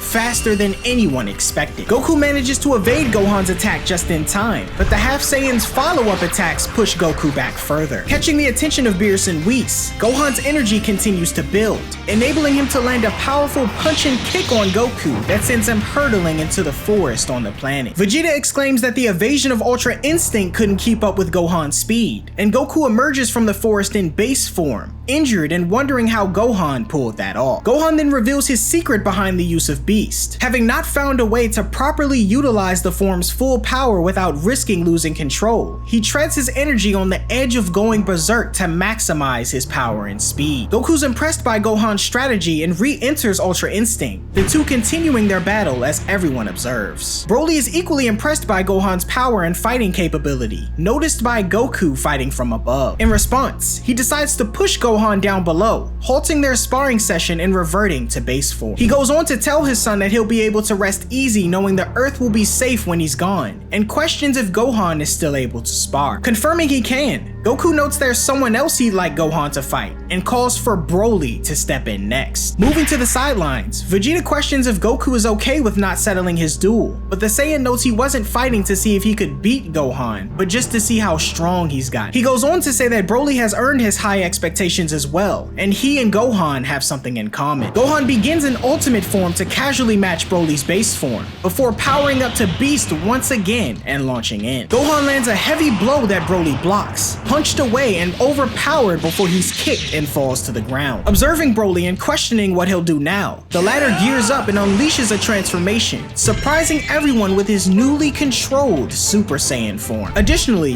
Whis also notes Broly's growth thanks to Gohan, though Beerus notes he still doesn't have a handle on his full power as well as Gohan seems to. Whis questions if Gohan is a suitable candidate for the next God of Destruction, but Beerus immediately says no, noting that destruction isn't suited for someone as uptight as Gohan. Gohan's superior form control and power maintains an advantage over Broly, up until Vegeta decides to tag in for Broly as Gohan's next opponent. Gohan wonders why everyone wants to fight him, and Goten and Trunks, having defused, voice their desire to face Broly. The trio rush in as well as Goku, who doesn't want to be left out, joining the group as they initiate their mini battle royale. The entire ordeal turns into an all-out slugfest, completely wrecking Beerus' planet in the process. Following the session, everyone lies winded as Goku notes it feels great to go all out, Gohan chiming in as he hasn't pushed himself that hard in a while. The group enjoy a feast cooked by Lemo as Goku and Vegeta question the identity of the Red Ribbon soldiers, though they give up their plans to eliminate Gohan and give an apology for their previous actions. Afterwards, Whis fixes up the damage to Beerus' planet while Goku and Vegeta decide to finally return home as well. Searching for a powerful key to lock onto, Goku pinpoints Piccolo and teleports the group to his home. The Namekian initially believes Carmine and Soldier 15 are up to no good again, but the two assert they've learned their lesson and take off. Intrigued by Piccolo's newfound strength, Goku suggests a battle with him, but he declines, stating that he needs to pick up Pan from kindergarten with Gohan. When Goku questions who that is, the others are quick to chastise him for forgetting his granddaughter, and Piccolo makes Goku come along to make up for his mistake. Meanwhile, Carmine decides to abandon his plans for resurrecting the Red Ribbon Army once again, realizing that there's no money to be made in taking over the world, and decides to dedicate his efforts to pharmaceutical development. At the kindergarten, Pan finishes up for the day and warmly greets her father before wondering who the man is behind him. After being told that he's her grandfather, Pan tests him by trying to land a kick against him, though it's easily blocked. The two share a smile before flying off home with Gohan, Piccolo waving goodbye